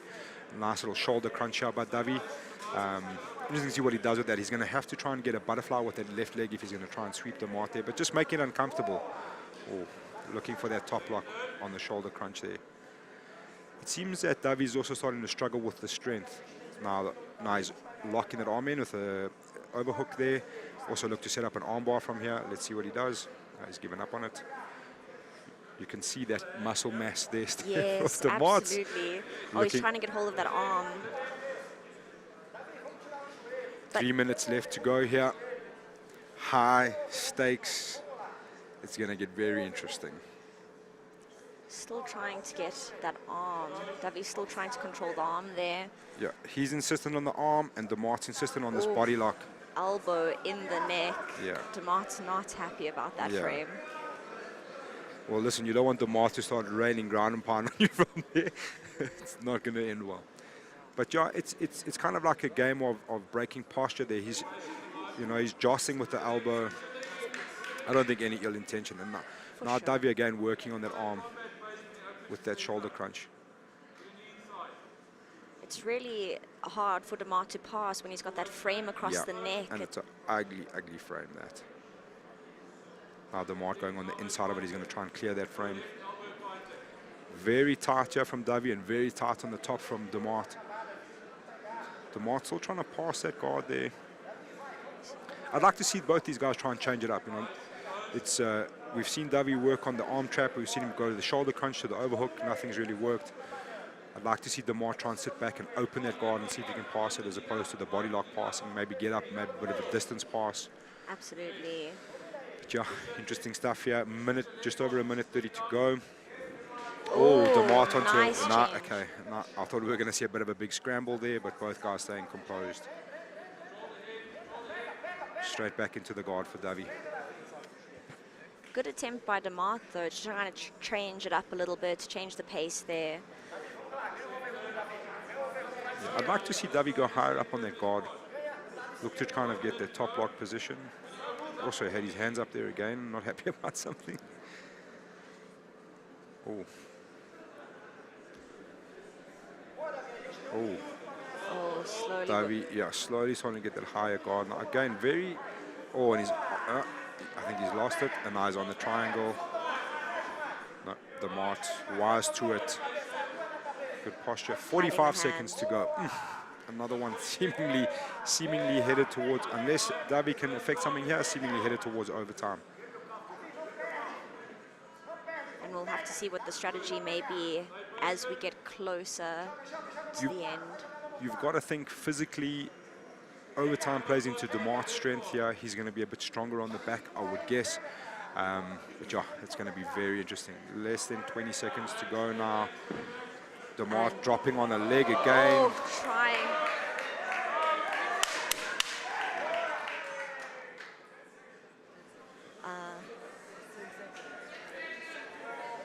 you went a bit early there, Mr. Bloomer, but anyway.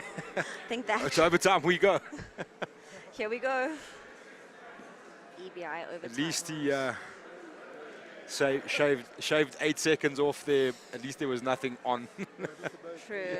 They would have continued to roll out of that, potentially back into the table. Yeah, the table's been through enough tonight.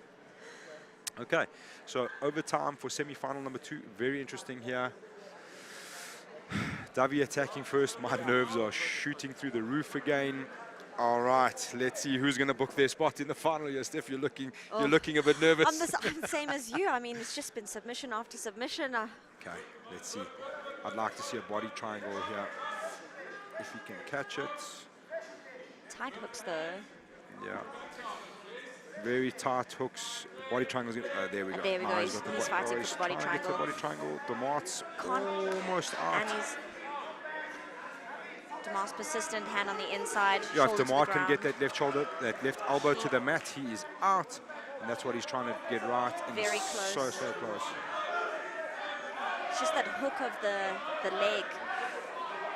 Oh, Davi's holding on there. Demart's going to turn in. Oh, and he's kept it. Oh, and that's got to be a lot of energy used there by Demart Penner. Back onto the body lock. And this is not looking good now. For Demart Penner, it's looking great for Davi Alencar. Oh, that was so close to being out. Oh, the shoulder was right there. The body triangle is back on, locked in, super tight. So you could see Demart's strategy right there was to get that inside elbow onto the mat, but he's going to have to now address that body triangle as well. And that clock is just running down now. There's obviously still a bit of hand fighting there, but as you said, if he doesn't address that triangle, I'm not sure we'll get that escape. It's just over 30 seconds to go now. Demart's got to try and find something here. There we go. How's that position there, Steph? It looks like a yoga position Davi Alencar's got going on there. Oh, 2 legs crossed together. I haven't seen that one, but it seems to work. Prevent the removal of the... Yeah. What do they call that? Like Eddie Bravo does, the lotus position or something like that. But working back, and this is going to run the full distance here for Davi Alencar. He's got to be feeling good. Time. Good control by Davi there. Full 2 minutes there. So Demart Penner is going to have to find a submission here if he wants to get through here. So Al, if it goes the full 2 minutes, will they do another round? Correct. They will go again. But we want this up. We want this up. All right. Let's see what Demart Penner's got from the back. So Davi, onto the body lock now. And there it slips. Davi's got to look to get his shoulders to the mat, his head to the mat, get those hips out, which he's starting to do now. Oh, and I think Davi's almost out here. And he's out. He's out. Davi Alencar into the final with Kevin Koch. Nice show of respect there between the two after a couple of issues in the beginning. Oh, big performance from Davi Alencar. And that's...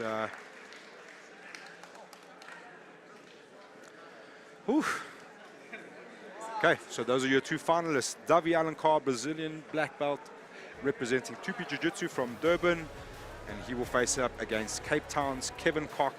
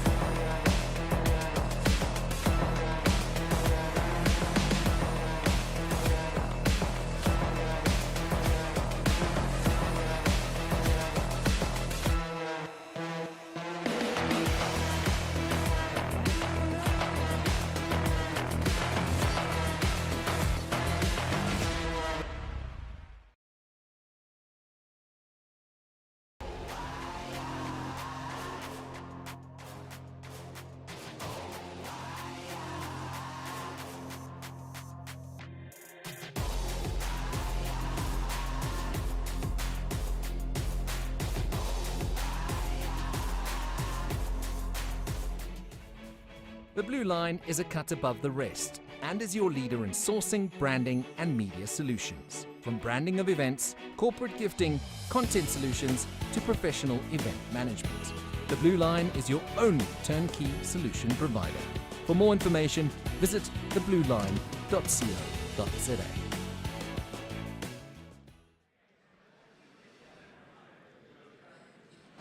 Welcome back, ladies and gentlemen. It's been incredible action. Steph Graham, what have you made of it so far? Because we've seen some high-level jiu-jitsu.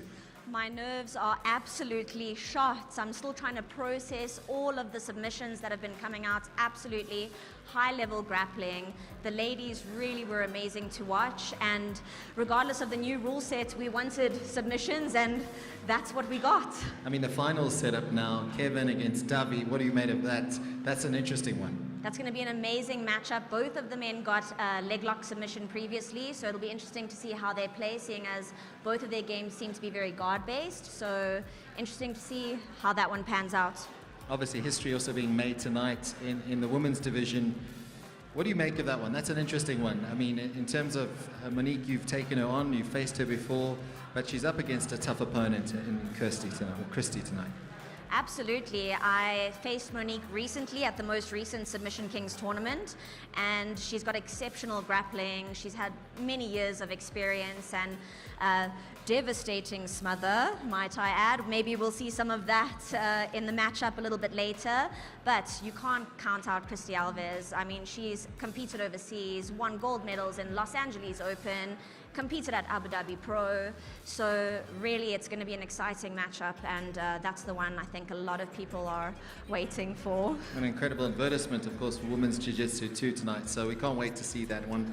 And the action continues right here at Submission Kings Winner Takes All. We can't wait to see the next matchup, which is, of course, the much anticipated quintet.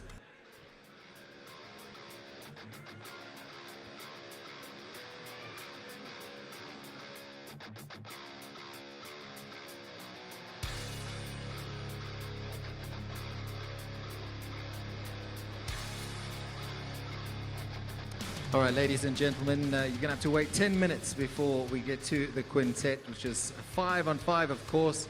It's always entertaining. And we've got Proton X50 against Proton X70. It's Tian Gerber against Dallas Jacoby. We can't wait for that one. We'll be back in 10 minutes.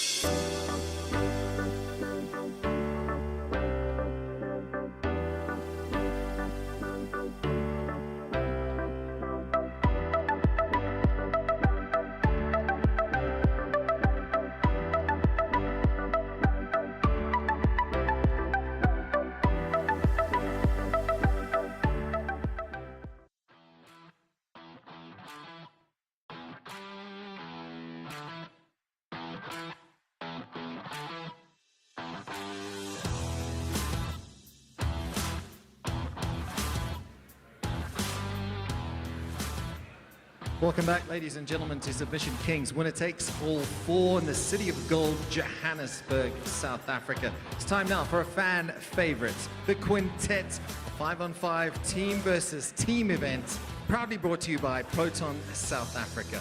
Representing the blue corner for the Proton X50, led by Tian Gerber. Please welcome Team Proton X50.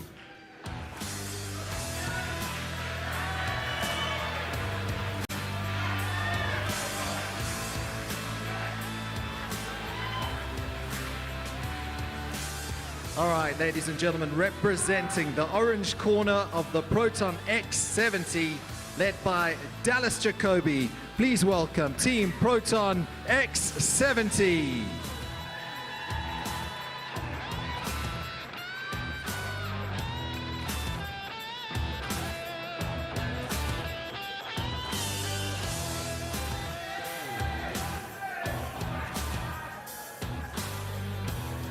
Your referee, Brandon Nordia.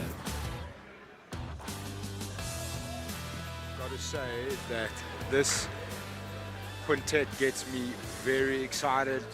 2 very well-matched teams. I played a lot. We obviously had guys come in and guys come out. First up, let's see Nathan Thorne coming out for Team X70 and Carl Fritz for Team X50. Interesting Bit of a matchup. size difference there. Yeah. So interestingly, there's always 2 variable strategies here. Send out the smallest guy first or send out the biggest guy first. And this one, each team has gone with the same option. Your teammate here, Steph Nathan Thorne, we know what he brings. Carl Fritz is a pressure guy, strong as an ox. Gonna be very interesting, this. Both men with the pressure here. So we'll see who brings it more. Yeah. Very, very interesting physical matchup here. What advice would you give to a smaller player in this situation? Get on top and stay on top. Fair enough. That would be my best advice. Obviously, I mean, like, and Nate, any opportunity to get on the leg, I would say, against a bigger guy. Carl Fritz working on that guillotine, and it's high pace all out from the beginning here. Nate trying to wrestle up there. Yeah, and Nate very confident in his wrestling against a bigger guy, which is very impressive to see. But this is where Carl's going to start to look to affect his game. Take a handbrake there on the ankle and start to get towards his back, break him down. Carl Fritz very strong on the back attack. Nate wise to it. But, you know, against a bigger guy, this is where you don't want to be, Steph. That's it. So, at the bottom, all this pressure. And also, this is a quintet format. It's team on team, 5-on-5. If one of these guys gets a submission, the next opponent comes in. So one submission here, especially early on, changes the whole game for these guys. And they'll be conscious of that. Both guys will be looking to put on a performance. Nate has been on our mat before. He had the fight of the night against Abdel Ghani. Carl Fritz has been chomping at the bit to get on here. Gets his first opportunity with the quintet setup. Nate working on a leg entry there. Carl wise to it. This is Carl Fritz's game. Good crossface, heavy pressure. And typically this would be in Nate's as well, but obviously with the pressure and size difference here, he's looking for the legs too. Looking at the teams physically, obviously, if Nate can hold out to a draw, he's done his team he's done a good job for his team here. He'd be expected to. Okay, now Carl working for the back attack. Like I was saying, is look at that good breakdown position here from Fritz. One hook in. Gordon Ryan-esque. Looking to take the back. Oh, and he's in on the choke there. Oh, very deep trouble for Nate. Oh, well and he's done out. on Nate. Good Batted composure. it out there. Very well done.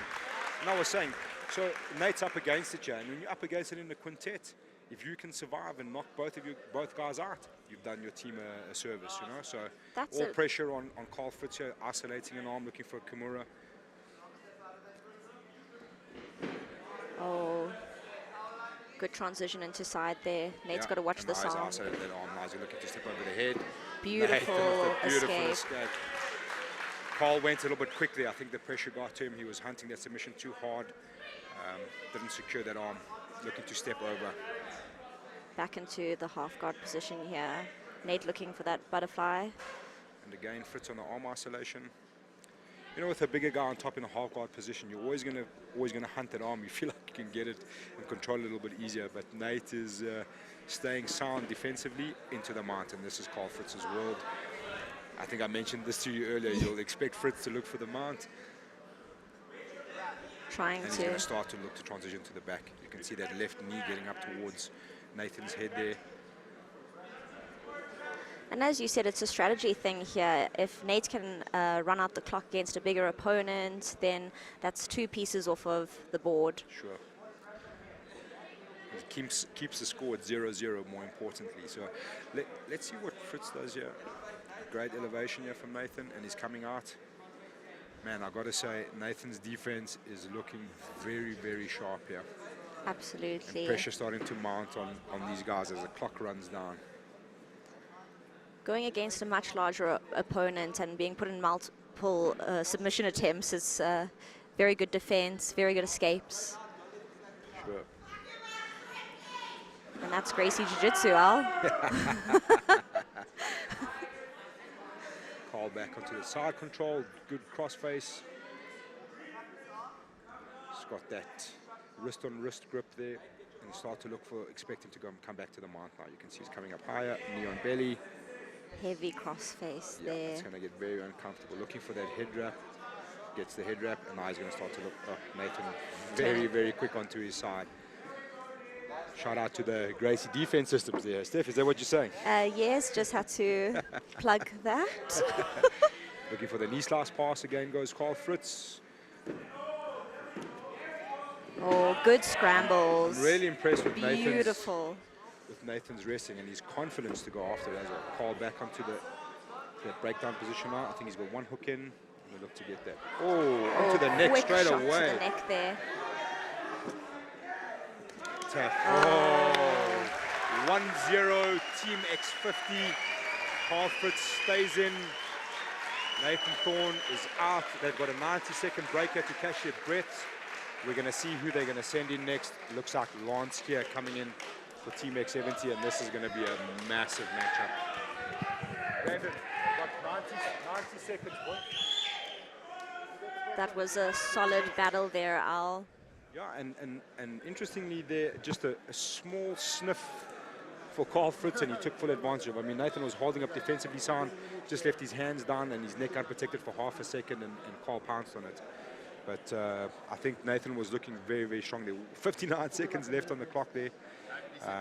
Team X70 sending out the brown belt, very well experienced, very strong Lance Kier, who is the best at CrossFit in the world, as you can see. And he's flexing for it. Yes, he can hear us. Yeah, so this physically matches up now. Let's see what they've got. So, advantage Team X50, it makes things interesting. Lance's instruction is going to have to be from his team here to go get a submission, get one back. Fritz has put himself in a good position here. All right, let's take a look at the replay of the last one. It's just a small sniff, and Carl Fritz got on the neck immediately. He had one hook in, just that pure strength when you're a bigger guy. This is it, Al. This is it. One hook in, physical attributes winning that one for Carl Fritz, and a killer instinct. Okay, a few seconds left before we get going. Okay, time's on, time's on. Carl Fritz versus Lance Kier, advantage Team X50, X70 looking to get back into it, yeah. I'm excited for this one. Lance Kier is also one of the guys who's been around for a hell of a long time. He's been a brown belt a long time, he's been grappling a long time. Like I said, he's immensely strong. Fritz looking for the hip toss. Whoa. Oh, almost off the stage there. Two big guys. That's what you can expect from the big guys. Fritz is looking a little bit tired, I must be honest. On the single. Oh, looking for the dump. Oh, well, inside trip from Lance Kier. Oh, inside trips right back. Oh. Now Fritz are looking to slow it down, top half position. Lance was trying to frame very strong, and then almost a, onto the Kimura. I think Lance needs to step over that head to really finish it there. Yeah, Good defense by Fritz, staying calm under pressure. Lance Ooh, really back to needed, the other arm. really need to step over the head to finish that. And now Carl Fritz catching his breath. Pressure on here for Lance. You know, he's got to get one back for his team. Fritz can take his time, but he's got a long 4 minutes, 50 seconds still to go. You can see the physical strength of Lance Gear coming through. The CrossFit strength. Oh, on the neck there. Yeah, that's a heavy chin strap there from Lance Gear. You can see Fritz is not too happy about it. Yeah. The grimace in the face. Okay. His team calling for the arm in guillotine.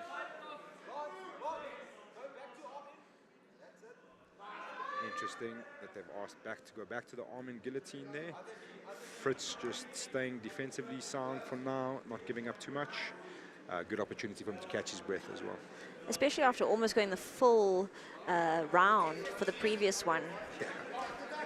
Oh, Fritz is going to give up his back here. Bounces a hook in. Oh. Onto the back. Deep waters here for Carl Fritz. Deep, deep, deep waters. Doing the right thing is not giving him an angle, turning his chin, turning back away from the choke, but oh, it's going to get nasty here now. Lance Keir trying to switch sides on the rear naked choke there. Big smile from Lance Keir. Oh. Okay, looks he's high up on a mount position now, but for the most part, Carl Fritz is going to be pretty safe here. If he goes flat, he's going to give up his back. He's trying to trap a leg on that side and get up onto his knees. Accept the mount position from there. See the difference in the physical strength now. Lance Keir, impossibly strong. Is this a weightlifting advantage? Yeah, it's well done there, Carl Fritz. Coming back out to the open guard position. Oh, Carl looking for a triangle there. The way he had that leg up there could also give up a pressure pass, and I think that's going to be Lance Keir's game all day. You can see it's always like pressure and looking for the arms. Lots of a Kimura attempts from Lance. Carl Fritz feeling it now. Just on Carl, he's had a bit of an elbow problem he's been dealing with for a while, so hasn't had the prep he would have liked, but that's how it goes in the sport, I'm afraid. Sometimes it just doesn't go your way, you know, you don't get the prep you want, but he's been working really, really hard. And he's done well. Yeah. Looks to be in deep trouble here again. Really toughening it out, fighting the hands well is Carl Fritz. Lance Keir. Lance desperate to get the win back for his team. I think Fritz is going to turn in here now. There we go. He's almost there. The crowd is going absolutely wild for this escape. It seems like Carl has kind of accepted to try and get to the draw here. You know, he's been attacked after attack after attack, and he's kind of just hanging it on. We've got a lot in the bank here. We've still got Dallas Jacoby, Sean Combrink, and Tal Bugai on Team X70. Well done, Carl Fritz. For Team X50, we've still got a full lineup. Tion Gerber, Carl Lundy, Rowan Budlender, Christian Dier still to come. A little bit of a change of position here. We've got Fritz on top. Attacking an arm. If I was Carl here, slow it down, get the top position, settle down.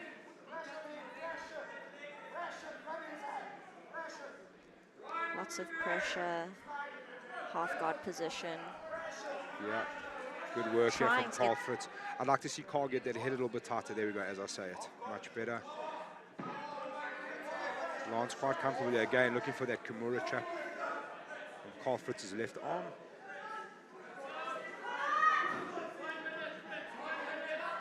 Carl's got to be careful of standing up and giving up that leg. Very, very deep half position, as I was saying that. You're calling it, Al. You're calling it. Okay. Now Carl getting instruction there from Warren King right in his corner. And Carl fits into the mount. Amazing. Onto the mount position after 40 defending for seconds so to long. hold on here, and he's going to really put his team in a great position. Interesting to see who comes out next for each team. It's going to be very interesting. Fighting the hands. They're trying to isolate the arm. 20 seconds to go, and this has been a massive performance from Carl Fritz for Proton Team X50. He's got 10 seconds now to just hold on. No, and he's still going for the submission. Lance staring up at him, smiling. And well done, Carl Fritz. Put his team in a massive position to win this one. Great performance. One submission and one stall against a very dangerous opponent from Team X70.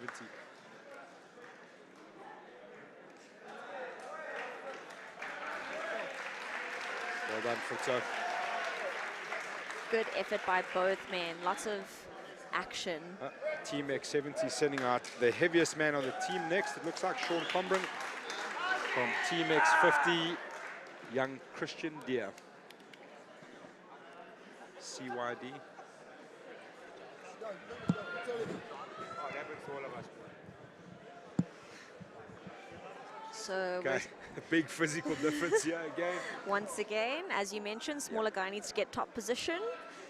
Christian Deere, a guy who's recently changed camps for the purpose of more competition and improving his competition skill set. So a big opportunity for him here to represent his team 2P Jiu-Jitsu from Durban, and really up against a really big guy, Sean Combrin. 2P really representing tonight. Quite Yeah, a few members. Started off with one, ended up with three. But yeah, really nice guys. If you're down in Durban, check them out. 2P Jiu-Jitsu, really small little gym that's really blossomed into something special. Great attitude, great philosophy on Jiu-Jitsu. Really good guys. Oh, Christian Deere attacking that arm. Oh, and Sean gets out of it. Yeah, I think he rushed the submission there. Should have gone for that top lock, settled into it. It's against a bigger guy. When you're attacking arms on a big guy, you got to be patient. I mean, they can muscle out of things that you normally wouldn't expect. So. Seems so unfair, but Sean's on top now. Heavy pressure from the side. Christian doing the right things with the frames. But again, if you look at Sean's position here, like he's really long and he's really heavy. Yeah, he's got to get up on his toes if he really wants to get the pressure. But definitely the long arms is... These kind of DAS chokes seem to appear from nowhere. You can see he's setting it up now. Oh, he's got a that's gonna shallow get one very tough. going in Christian deeper there. Fighting the hands there. Christian definitely trying his best, 2-on-1 on the choking arm, but with Sean's pressure. Very tough from here. Very tough from here for Christian Deere against a really You can big see guy. Christian trying to keep hold of that leg there as well, but I don't know how long from this position he can hold it. Yeah, you can see Sean's trying to muscle it out. I don't think he's got a complete connection there, you know. He feels he's the bigger guy, he's just trying to kind of sprawl out on it. I think he should, Christian looks okay there. Yeah. He looks okay. I think Still he's got a bit of space. Trap. Yeah, see, he's got a trap with that right leg. Christian still seems okay, still doing all the right things. You can see Sean trying to follow him now. But yeah, giving up on it. And interestingly, giving up on that. well Interestingly, defended. well done, Christian Deere. And again, we look at that situation tactically. You've got a small guy against a really big opponent, the biggest guy from, I think, actually in the whole quintet. So let's see what Christian Deere does here. Again, a draw for Christian Deere is a win for his team. They're one up. So all pressure on Sean Combrin to get one back here. And as the bigger opponent, we would expect that. That should be a possibility.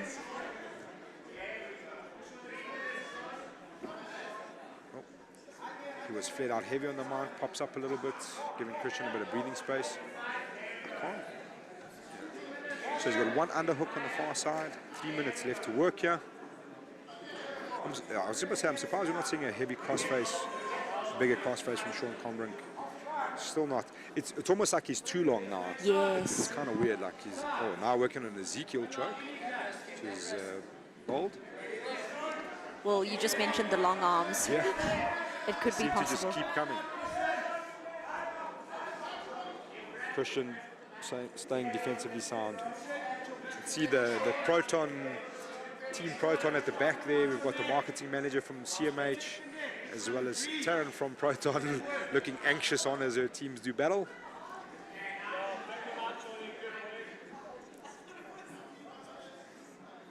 Two minutes, just on 2 minutes 10 seconds now for both of these guys. One looking to get one back for his team, and one just looking to survive, I think, right now.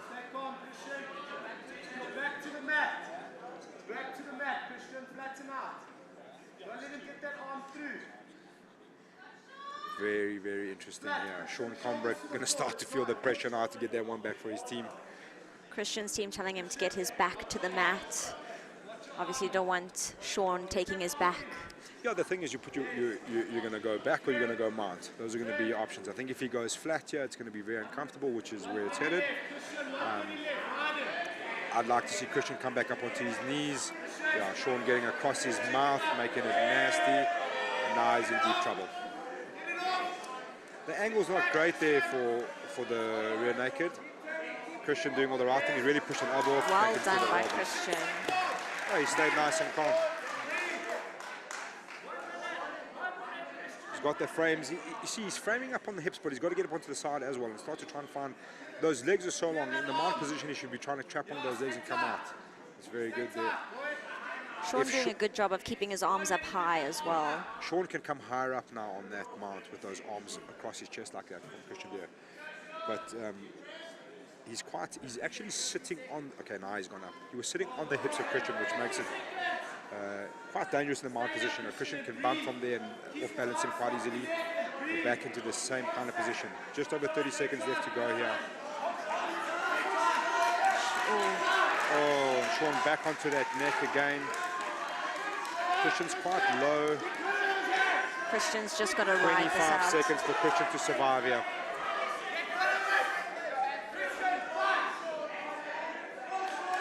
Grip fighting till the end. I think he's going to survive here. Shoulders to the mat. Yeah, and he's come up into the guard. guard. Into the guard. A Hail Mary attempt here from Sean Combrick. 5 seconds. Oh, and that is massive for Team X50 there. Good on Christian, riding that out to the end with all of the pressure. Great performance, Christian there. Dallas team captain Dallas Jacoby coming up next for Team X70.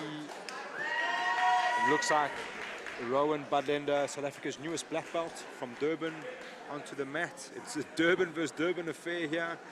Dallas Jacoby, the former EFC champion, against South Africa's newest black belt, Rowan Badlender. Interesting matchup here. So Jacoby's got an MMA background. Yes, very long, extensive. He was an EFC champion, been doing it a long time. He was very well known for his ground and pound. Rowan also out of Tupi Jiu-Jitsu now, who's just also moved camp. And a guy like Dallas, you definitely want to get on top because that's where he excels. And great takedown there. Yeah. I mean, you got to think about a guy like Rowan, he changed camps and got his black belt. Those of you that know Rowan, he's been a brown belt for many years. He's been grappling for well over 15 years now. Dallas setting up that top lock position. You know, you get your black belt, you get the call up to come here last minute for a quintet. You wanna prove your belt in a way. You know, you wanna make sure everybody knows that you've earned that belt the right way. And he's got a good opportunity here against a massive name like Dallas Jacoby. Absolutely, and here we can see just that half guard position. He's trying to hook the inside of the leg there. One thing about Dallas, his choke, his go-to choke, he's quite well known for, is called the ninja choke. He's got a modified version that he uses for himself. Obviously, he's got a very strong build, we'll say. Unconventional submissions. He's obviously got physical gifts that a lot of us don't, us mere mortals. So yeah, expect to see strange setups from Dallas. He has his own little system. I'd like to see him get that knee back inside there from that position. Really being held down tight. And if you see, okay, Rowan's changed now, but if you see he's on his toes, hips are up, head down, pressure's on, now looking for that mount on the knee slide there across the belly. See, Dallas can kip a little bit and get that. It's his left knee inside. Oh. Good posture here from Rowan Badlender, making himself very heavy. And Rowan just so good at knowing when the knee's coming in for that regarding position. Yeah, I think Dallas is going to have to find a way to get that knee on the inside, try and make some space. Rowan's very comfortable on that double king style position, gable grip, crossface, Good framing now from Dallas. He can make it really uncomfortable. He's trying to get that crossface, but there's a good frame in there by Dallas. He's refusing to allow that to happen. You can see Rowan trying to push on the elbow there, remove it. So I like to see Dallas get that forearm. There we go. More under the neck, make it really uncomfortable for Rowan. And the and knees there he in. gets the regard. Well done, Dallas. He's got one butterfly in there. I'd like to see him. Yeah, he's going to trap that on the overhook. And again, pressure on Team X70 here for Dallas. You know, a draw at this point is just not good enough. He's got to knock somebody out, you know, get one back. They've saved Tal Bugar for the back end here, and we've still got Carl Lundy and Tion Gerber still to come. So a lot of heavy hitters left back here. So it's going to be very interesting. Dallas looking for a guillotine attempt there quickly. 2 minutes 30 to go. Captain of the team, Dallas Jacoby, needs to find inroads and the submission. Got 2 minutes 20 now left to work. If you were Dallas, would you try break out of this guard position and go for top position, especially because that's typically his game? 100%. I'm definitely looking to try, and he's going to try get under there. Try find a sweep, try get on top, try force a scramble. You know, let's see how Rowan scrambles. You can see his jiu-jitsu is very sound. Let's see how he wrestles and how he scrambles. I mean, we saw his inside trip here. It was beautiful. But I'd like to see him. He's in control here, you know. But again, in the setting, there's no rush for Rowan to advance. They've got the advantage. They've got one submission. They've got an extra guy in the bank. So he's calm here, you know. He's relaxed. All emphasis is on Dallas. It requires energy. It requires finding a submission. So it's a lot of pressure on Dallas Jacoby here.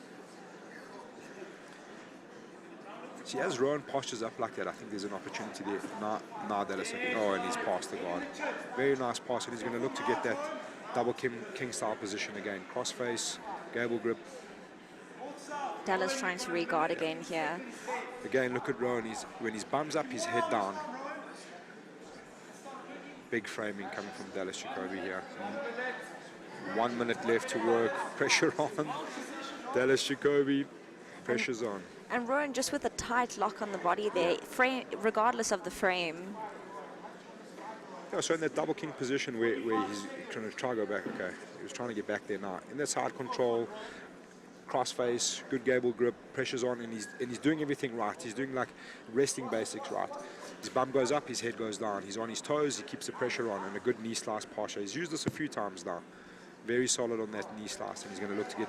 See, Dallas is aware of it now. He's trying to keep a frame in, but it's just no good going there. Now he's going to try to trap a leg. See again. Bums up, heads high into the mount. Very good system here from Rowan Badenda. And it's the same thing that's worked.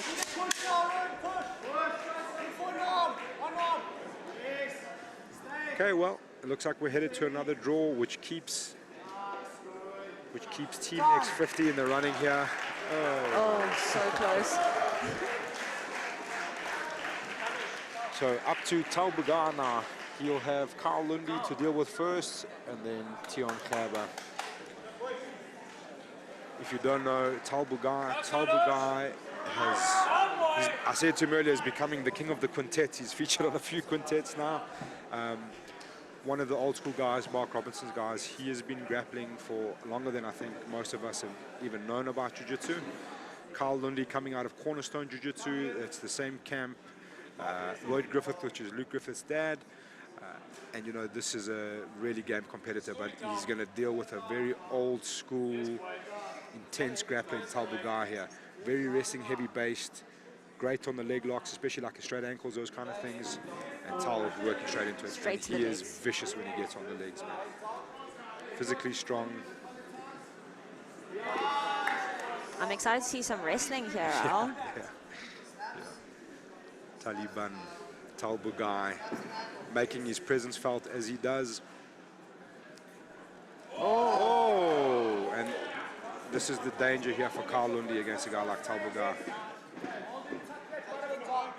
And I like that Carl's got the freedom here, you know, his team's one up. He's a really, really tough opponent, so he can really be experimental here. He can really go after things, you know. They've still got Tian Gerber to come. Interesting to note, we tried to set up actually Tian Gerber versus Talbuga. There were some problems early on, then both guys were, well, one wasn't available, one was available, and then both became available again. So it looks like we might still get that matchup tonight if it so ends that way.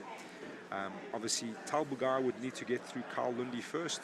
If Carl Lundy survives here, it's a win for Team X50. So this is really the high-stake match. Yep. Deep on the guillotine. Oh, arm in. And he's following. Carl, suicide roll onto his back.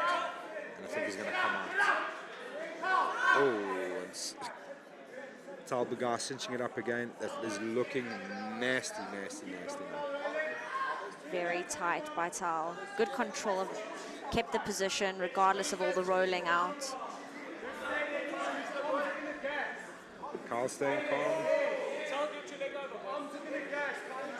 And he seems calm. Very calm now. And he's out of it.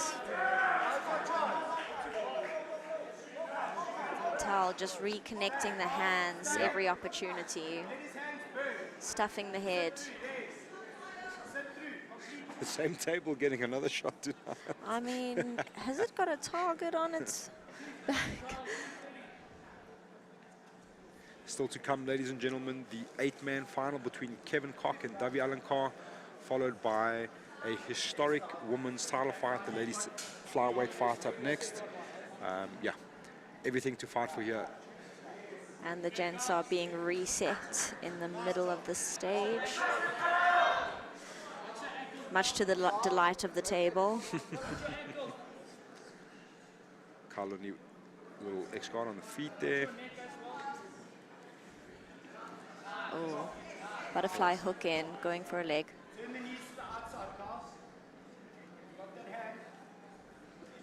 Nice little leg entry here from Carl Lundy. Very good leg entry there from Carl Lundy. Tal in a bit of danger You here. see he's clearing that knee line, and I think he's going to come out there now. There we go, slowly but surely he's out. Like I say, Tyler's been doing this a long time. Stayed very calm, cleared the knee line, got out. Standing on the leg there, Al. Yeah, that's my go-to strategy with leg lockers as well. I don't want to lie. You use a Toriando pass, kill one leg off and see what comes up. Noted. And they're back on the feet. You can ask Carl Fritz about that. That's how I try and pass his guard. Not that it ever works, but we try nonetheless. Carl Lundy looking for a little outside leg trip there, or at least faked it for a bit of an off balance. Carl feeling a bit getting a bit tired there. You know, Tal does this very forward, heavy head pressure, comes forward on the collar ties, very physically strong. And there's nothing worse when you're backpedaling like this with a guy heavy on the collar ties. So tiring. It's so tiring. But again, pressure on Talbuga, 1 minute 40 to get one back for his team. If he doesn't get a submission here, it's all but over. Trying to go for the Kimura. Carl wise to it. And I got to say, Carl Lundy, blossoming blue belt, if we can put it that way. Talbuga, the old dog, nice little hip lock pass there. And very well done considering a blossoming blue belt. Yeah, against a legend of grappling in the country, long time brown belt. Should probably really be, I don't know what sort of training he's doing these days, but should probably be a black belt by now. He's been around for ages, man. And the old school Mark Robertson kind of guys never spent much time in gis, so no gi was their kind of game. Submission wrestling styles.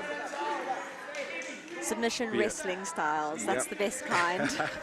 It would be a massive feather in the cap here for young Carl Lundy to hang on with a guy like this and seal it for his team. I think Tal working on that Kimura on that side.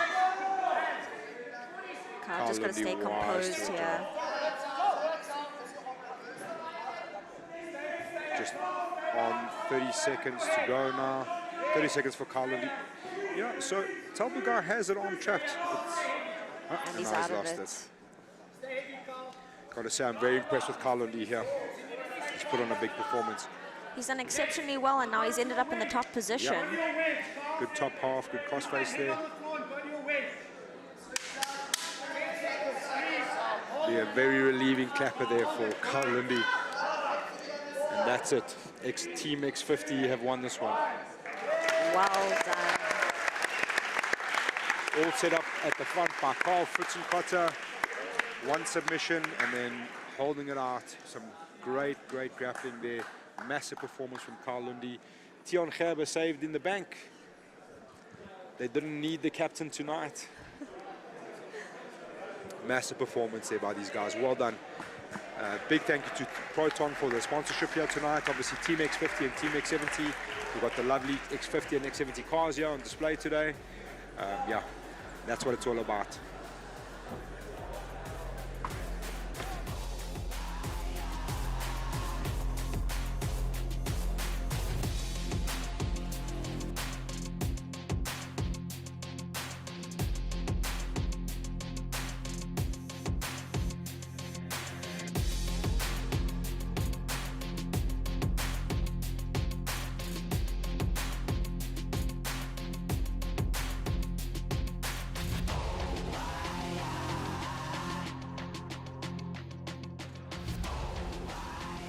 Well, there you have it, ladies and gentlemen. Proton Team X50, your victors tonight.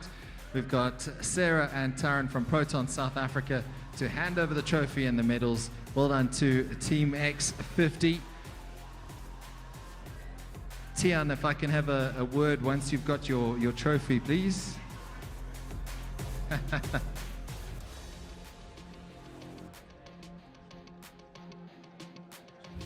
Ladies and gentlemen, put your hands together for the winning team from our quintet tonight. Team Proton X50.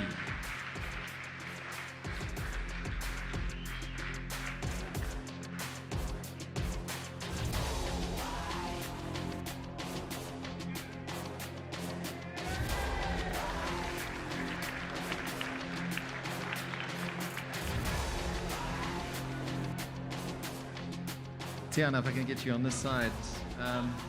Not needed tonight, so strategy worked out perfectly. Perfect. I'm so happy. I told them I feel like a proud father, and that's why they call me Coach Beard. I got you. Yeah, happy days. This format is so popular. Long may it continue. But what makes it so special for you? I think the most important part is you get to roll with new guys, you make new friends, you meet new people and you roll with them. There's nothing better. Well done, Coach Beard. Fantastic performance and enjoy the victory.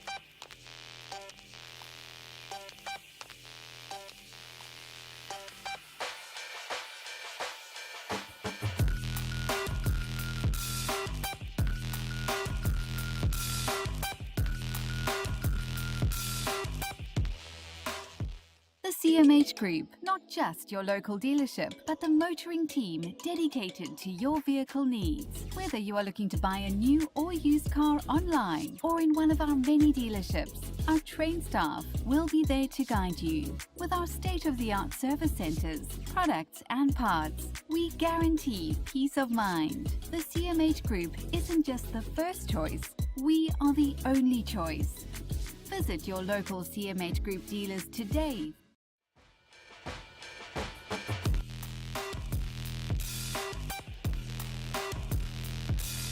All right, ladies and gentlemen, 8-man final coming up. You might notice an extra 10 minutes, or extra 2 minutes, so taking us to 2 minutes here for the final. We are going to see a new featherweight champion emerge. I'm massively excited. Kevin Koch, who just put on a massive performance in semi-final number 1 there, Steph. W.T.A was up against Demar Penna. I'm so excited for this. It's going to be insane. An absolutely epic final that we have ahead, and it's just been submission after submission. Very excited to see what these two gentlemen have. Yeah, and it's been really high-paced. A lot of action. I was still sweating. I haven't even caught my breath from the first semi-final. I'm still trying to figure out what all went down. It's going to be very interesting to see this. Kevin Koch, obviously, just his confidence is going to be flying through the roof now. 2 wins in a row, tough opponents. Had Wade Cuspe in the beginning, made light work of it. Then had Felipe Negochale, who arrived here, was all, in his mind, was all but the champion already. Tough, very seasoned black belt. You know, I'm so impressed with Kevin Koch tonight, man. I don't even know what to say anymore. He's going to be up against it. We saw Davi's he's got a strategy in mind. He's stuck to it. He's very methodical. He's played that close guard position, and he just seemed to be insanely dangerous from there. It's exciting to see. Both men have played guard positions. So we'll see what happens in this matchup to see who gets that bottom position, who gets the leg entries. Will we see another heel hook? Let's see. Let's shoot it up to CS Duplessis. Let's take it away. Here we go. Ladies and gentlemen, it's time to crown the first ever Submission Kings featherweight champion. These are 2 grapplers who have beaten all the comers to get to this point. 10,000 Rand is up for grabs, as well as the coveted belt at the end of this for the winning performance. Put your hands together. From the blue corner, please welcome Kevin Koch.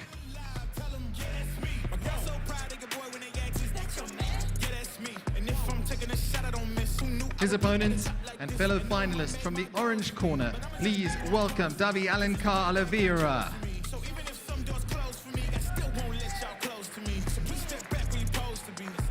Your referee, Bobby Karajanese. Right, Steph, I got to say, my nerves are flying high for this one. Highly anticipated. Kevin Koch has lost the Rashi for this one. Funny enough, Davi Alencar still cool, calm, and collected. And I mean, Davi also representing 2P here. His teammates on in a moment as well. It would be great for him and the team to get a win. 100%, you know, you want to set the momentum for the change room. You want to, you know, feel that elation that your teammates just become a champion. You're looking to become a champion. Big importance there for him. Vladimir Alves, and again, Davi Alencar straight back. This time he's gone into a half guard kind of position, also like almost at K guard. The same kind of setup we saw from Kevin Koch earlier. So we haven't seen much on the legs from Davi Alencar. He's definitely got it in his arsenal. When I was in Durban watching him train, his inversions are really, really smooth, really, really slick. So interesting to see how he approaches there. I think Kevin Koch has earned a lot of respect here tonight. And Davi again to that close guard. You see, he's almost going to that like half guard, K guard, and full guard. He's very comfortable here, and he's stuck to the strategy the whole time. Kevin not too phased for now with the position. Yeah, I think leg locks here has been Kevin Koch's game tonight. He's been very comfortable in it. He's attacked them really well. He's had a varied attack, which I think has proven really well. And you can see he's pulling himself in, closing the distance between himself and Davi Alencar, sitting up, not putting any pressure forward, not giving any opportunity for the sweep, and now the reverse, Kevin Koch onto that same sort of K-guard position. Both men wanting the legs. Yeah, and Kevin hunting it a little bit harder now. It'll be interesting to see if Davi allows Kevin to take the guard position here.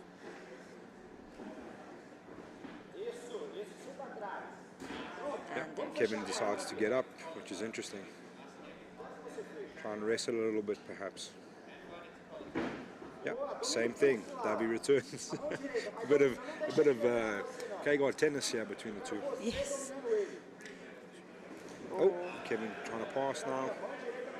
And this is where Kevin's been really good. He hasn't been so set in a methodology of how he gets somewhere. He's trying things. He's really expressing himself.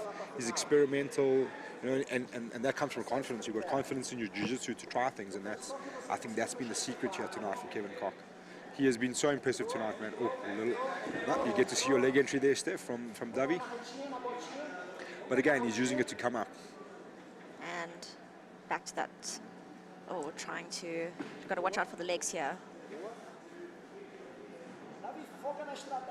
But as you said, very impressive, and I mean, also goes to show the gym that he trains out of, Henzo Gracie, Cape Town, so young, lots of experience. They've just got Jordan Leclerc, shout out, I think Jordan's still watching, who's returned obviously with a lot of knowledge from the US.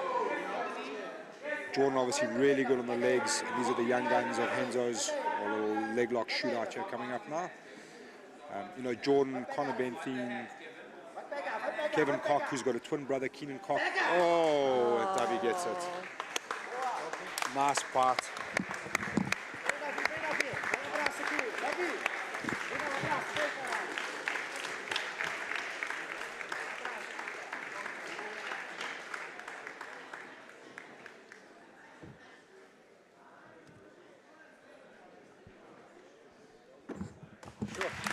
There we go.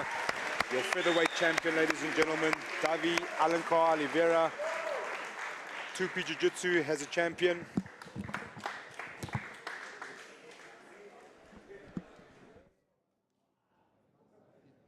Ladies and gentlemen, we have a new champion. Justin Ferrier will present our featherweight champion with the coveted belt. Put your hands together for Davi Alencar Oliveira. He is our champion here at Submission Kings. Winner takes all 4. Davi, I know your coach is warming up Christy at the moment. How do you feel? I feel good. Thank you for the opportunity. Thank you for Vladimir, my coach, to P Jiu-Jitsu. I'm very happy. And for the... It's coming, Vladimir. And for the Brazilians watching in Portuguese, you have a message for them? Eu queria mandar abraço aí para minha mãe, para minha família, para meus amigos no Brasil, para meus alunos, galera da Ubuntu Jiu-Jitsu. Abraço para todo mundo aí. Abraço grande aqui pro meu brother, coach Vladimir Alves, Tupi Jiu-Jitsu. Vlad, I'm going to ask you, what's next for him? The next is only he keep it, because we're still in progress, because in Brazil we do a lot of more gi, and the no gi becomes something that the Brazilians start to realize now that you have to pay attention, but it's still very hard outside. But here in South Africa we can have a nice background here to see if next ADCC trials he can be the champion of the ADCC trials in 1 year, and then we have a plan for that. But we need to compete as much as we can. This is the only way. And I hope the guys can see him on the ADCC next time, okay? Will you ask Davi one last thing, what this means to him to compete here in South Africa and return with the belt? O que isso significa para você voltando para o Brasil com esse cinturão? Significa muito a conquista, mostrar meu jiu-jitsu aqui em outro país, mostrar o trabalho duro que a gente fez na Tupi Jiu-Jitsu em Durban. Estou muito feliz, sem palavras. Obrigado, Deus. He said first, thank you God, God is first. And also he said he's very happy because he didn't plan to fight events here. He only came to help me on Tupi Jiu-Jitsu. And he said we're trying to push ourselves as much as you can that side. The opportunity came to fight this event. He's very grateful about that. And he only say thank you for everybody here to support. I feel like very warm, and this event is the best. Thank you very much. Congratulations, Davi Alencar Oliveira, your new featherweight champion, ladies and gentlemen.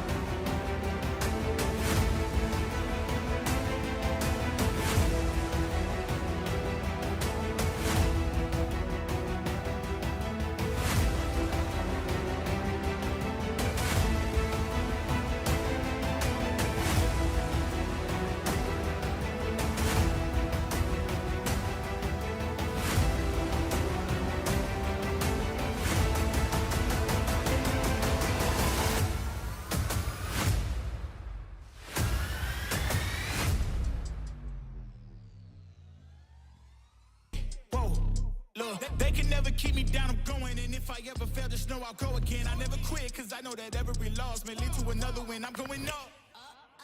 I bet when I land, All right, ladies and gentlemen, it's the moment you've all been waiting for. It's the last fight for Winner Takes All 4 for 2022. It is historic. It's the inaugural women's title fight, and it is upon us.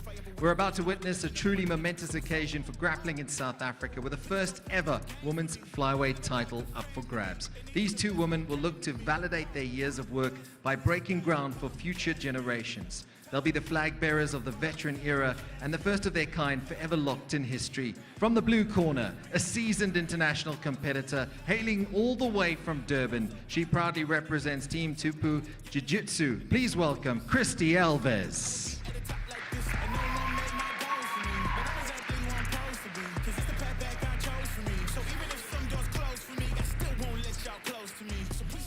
From the orange corner, one of the Winner Takes All's biggest stars to date, representing Quan Vessel's Academy, please welcome Monique van Staden.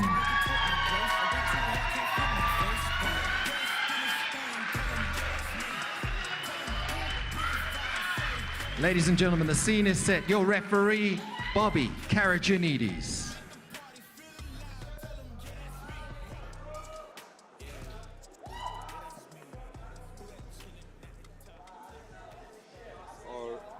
Ladies and gentlemen, take a look at the tail of the tape here for the women's first ever title, the flyweight title between Monique van Staden and Christy Alves.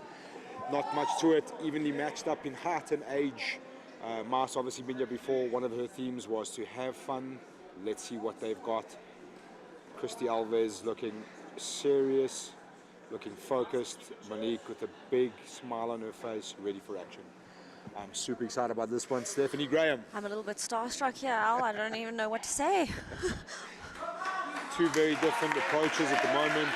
Mas smiling, enjoying herself. Christy Alves just watched her teammate become champion. Now looking to repeat that. Monique, obviously, she's been waiting for a moment like this for a long time. We've struggled so hard to find the right matchup for her. And Christy Alves absolutely game for this. Didn't hesitate. Sign me up. Where do I need to be? That's why we need Bobby on here. Absolutely. Veteran ref, Bobby Karajanides. Ladies fighting for that collar tie. Oh, and a big jump there from Christy Alves into guard. So Christy Alves, very traditional style jiu-jitsu. She's going to play guard. She's going to play it a lot.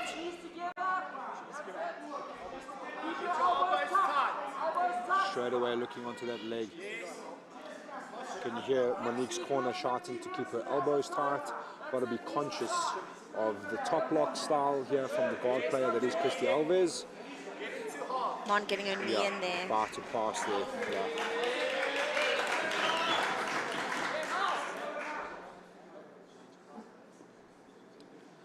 Good reset there from Bobby Karajanides. Christy Alves can speak fluent Portuguese, and that's why her husband and black belt Vladimir Alves giving instructions in Portuguese, if anyone can hear that. Good strategy by the corner. Yeah. Mon very heavy there with that cross face as she tries to pass. You were asking about this earlier, about the smother which you became a victim of Walter Sisulu. I'm not surprised to see it in action again.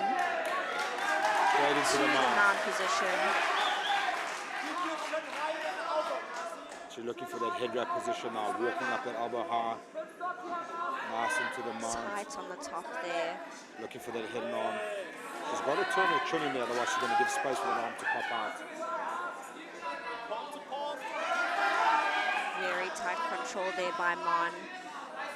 And this position is devastating now. It's hard to breathe. Yeah, so it's hard to breathe. It's not even like if the submission comes, it comes, but the whole point of it is to really make you tired.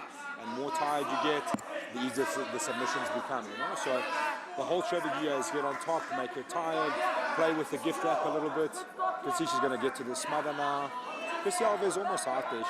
She's turning her hips in, but that head wrap position makes it so difficult to deal with. And it's like you've got your head underwater. Yeah. There's a little bit of freedom, and then the S-mount, yeah. And you go straight to the S-mount.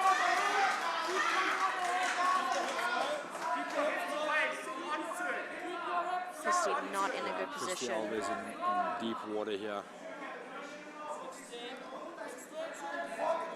Mon just taking her time, Yeah.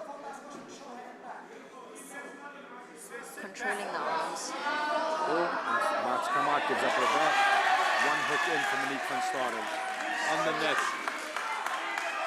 Heavily on the net. Oh, and the tap is there.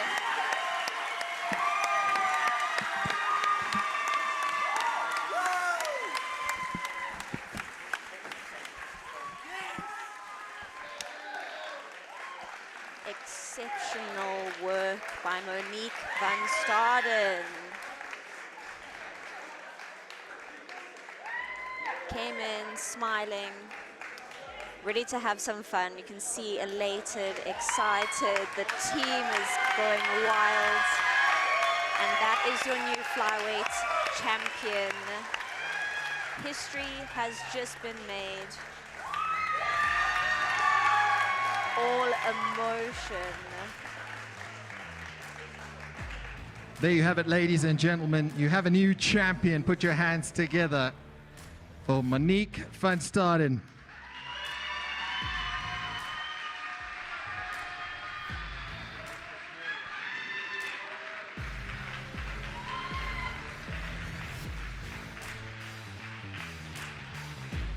I'm going to start with Christy first, Monique, if you don't mind. Christy, it's always tough being on the losing end, but you put up a brave fight tonight, but you're just up against an absolute apex predator at this point. How did you find that? Yeah, Monique was a tough opponent, but to be honest, I'm proud of what my team's achieved. I'm proud of being here. I'm really glad and grateful to be here, and congratulations to Monique. How have you found the competition in general? I know that you've competed overseas, you've competed here at Submission Kings. How have you found it all? Because it seems to me like here in South Africa, we're starting to lead the way on the continent. Oh yeah, for sure. I think, yeah, here in South Africa, we're definitely on the way up, and we're not far off from what the kind of international sphere is looking like. Christy, thank you so much for your time. Unlucky tonight, but thank you for turning up and putting on a brave fight. Thank you to my team. Sorry, I just want to say thank you to my team. I really appreciate. There's a lot of people that were behind me for this. I'm really appreciative of every single one of you. Thank you to my husband and coach as well for being at my side. Much appreciated. Thank you so much.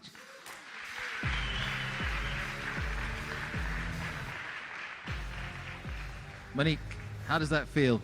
It feels really good. I said to all my friends when I woke up this morning, I felt like, what the hell are you doing? Like, it's so weird.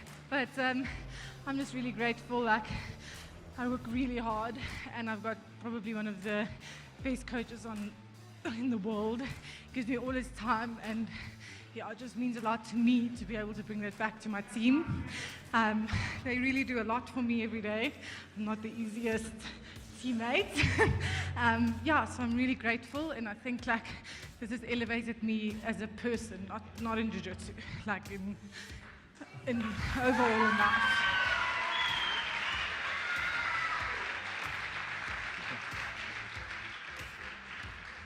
Well, when you got the victory, you could hear the roof came off this place. It just shows what you've done. But I think what's next for you, because you know, at the end of the day, you've worked so hard to get to this belt. You've made history tonight.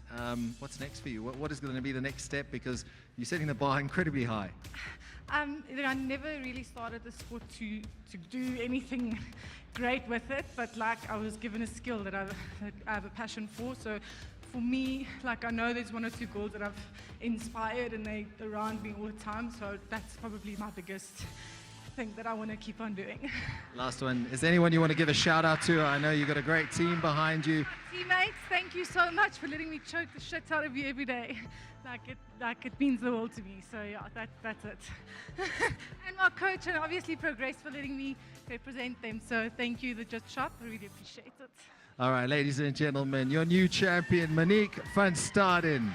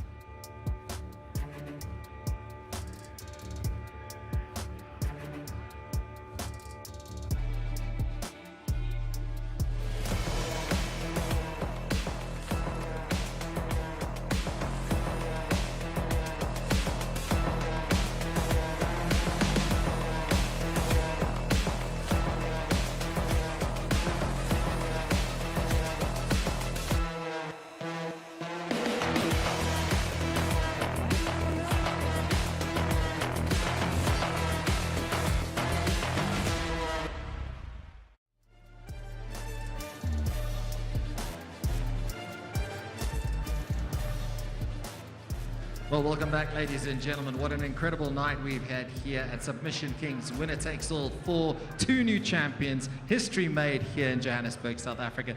Big Al, what a night, man. It's been incredible to witness. Yes, my heart rate is going at 1,000,000 miles an hour. You know, we spoke about rule implementation in this one. We wanted to see pace, we wanted to see submissions. We couldn't even get into it. It was just submission after submission after submission. I don't think I'm going to sleep tonight, to be honest. We have to pick a submission of the night somehow. We have to pick, I don't know, man. It's just, and this is what it's all about. We spoke about the progress of jiu-jitsu. We spoke about Monique van Saren, who's literally a hobbyist in the gym, who's now a champion. W.T.A, obviously a black belt, but still a hobbyist in the gym. Going back, if I can explain 2P Jiu-Jitsu is probably smaller than this mat. That's the whole gym. The ethos is amazing. We've got 2 new champions. We've made history. We've had a hell of a year, CS. I'm speechless, to be honest. I can see you like a proud father right now. Steph, it was incredible. Monique, that was a dominant display. She put on the pressure from the get-go and deserve a champion. Absolutely, absolutely. And as a fellow competitor myself and having experienced the exact same top mount pressure from her, the smother, and then eventually ending with that rear naked choke, it's just absolutely amazing work from both grapplers, and it's just been an exceptional night. The energy in this place has been electric. My heart rate's also a little bit high at the moment. Easy after this. We need a breath. But I mean, Cara du Plessis early on also showing that she's a talent to keep an eye on, and also making waves in women's jiu-jitsu. Absolutely. The featherweight division is starting to take shape here. I'm really excited to see what other female grapplers we can bring on for the featherweights. And just really exciting, and I'm just so inspired as a woman who does jiu-jitsu as well. So really grateful for Submission Kings in bringing on this women's flyweight and future titles next year. 100%. I'm going to put Al on the spot right now. Women's quintet for 2023. Are we going to see it? Can we expect it? So just before we get onto that, I just also want to mention Kevin Koch, who put on some of the most insane displays that we've seen today. Honestly, he wowed me from start to finish. After the first one, I said to Justin, I'm like, Kevin Koch, discretionary bonus, let's go, you know. He was so impressive. In terms of 2023, we are working on the possibilities of a South African versus Brazilian quintet. A lot of talk about another ladies quintet. We've got some exciting stuff lined up for combat jiu-jitsu. I've made a lot of matches in my head here already tonight. We want to see young Conor Benty in here again. We've got to challenge him again, who's put on massive performance after massive performance. He's been fighting at middleweight. He's a 77 kilo guy. The ladies, there's a lot, and we're going to see a lot emerge, I think, after this one. Yeah, I mean, getting back to the women and Monique's display today, you know, in the replays currently on at the moment, I mean, it was just like you could see how she's evolved. The confidence is amazing. She was smiling, and her opponent was looking dead serious. It's incredible to see. Absolutely, and you can see like she wanted to come in here, she wanted to have fun, and she was smiling all the way, very energetic, jumping around and ready to just showcase her talents, and it really came through in her grappling. She was composed and knew exactly where she wanted to be and how she wanted to finish. Al, I mean, getting back to Kevin Koch, that was a sensational effort from him, but he came up against a guy who was streetwise. You could see the experience, and at the end, a deserved champion. Yeah, I mean, Davi came out almost with the same game plan every time. He wanted that close guard position, and he worked from there beautifully. He made sure he had a system that he was using. He was going like a half guard to a K guard to a close guard, and that's what he did. Kevin was a lot more fluid in some regards. He wasn't set in a game plan. You know, he tried things. He was experimental. He expressed himself, and it worked for him. Unfortunately, the experience of W.T.A coming through. Kevin Koch's a purple belt against a very seasoned black belt. I'm so impressed with Kevin Koch. I got to tell you, man, he's been so impressive to me. Obviously, he wasn't the champion, W.T.A, and that's how it goes in this particular rule set. If you can stick to your game plan, you will win. And clearly the new rule set has worked because they saw a crazy amount of submissions. Well done on commentary tonight, guys. It was an absolute pleasure to work with you. I hope you've enjoyed the broadcast. We have 2 new champions. We've made history here at Submission Kings. Winner takes all 4. Enjoy the rest of your evening. Thanks for watching, and remember to like and subscribe on YouTube. Have a good night. I hear him chat with the boys. man so tough, but minds keep walking, yeah. Just too sharp with the prize, white girls let it tell me I'm awesome, yeah.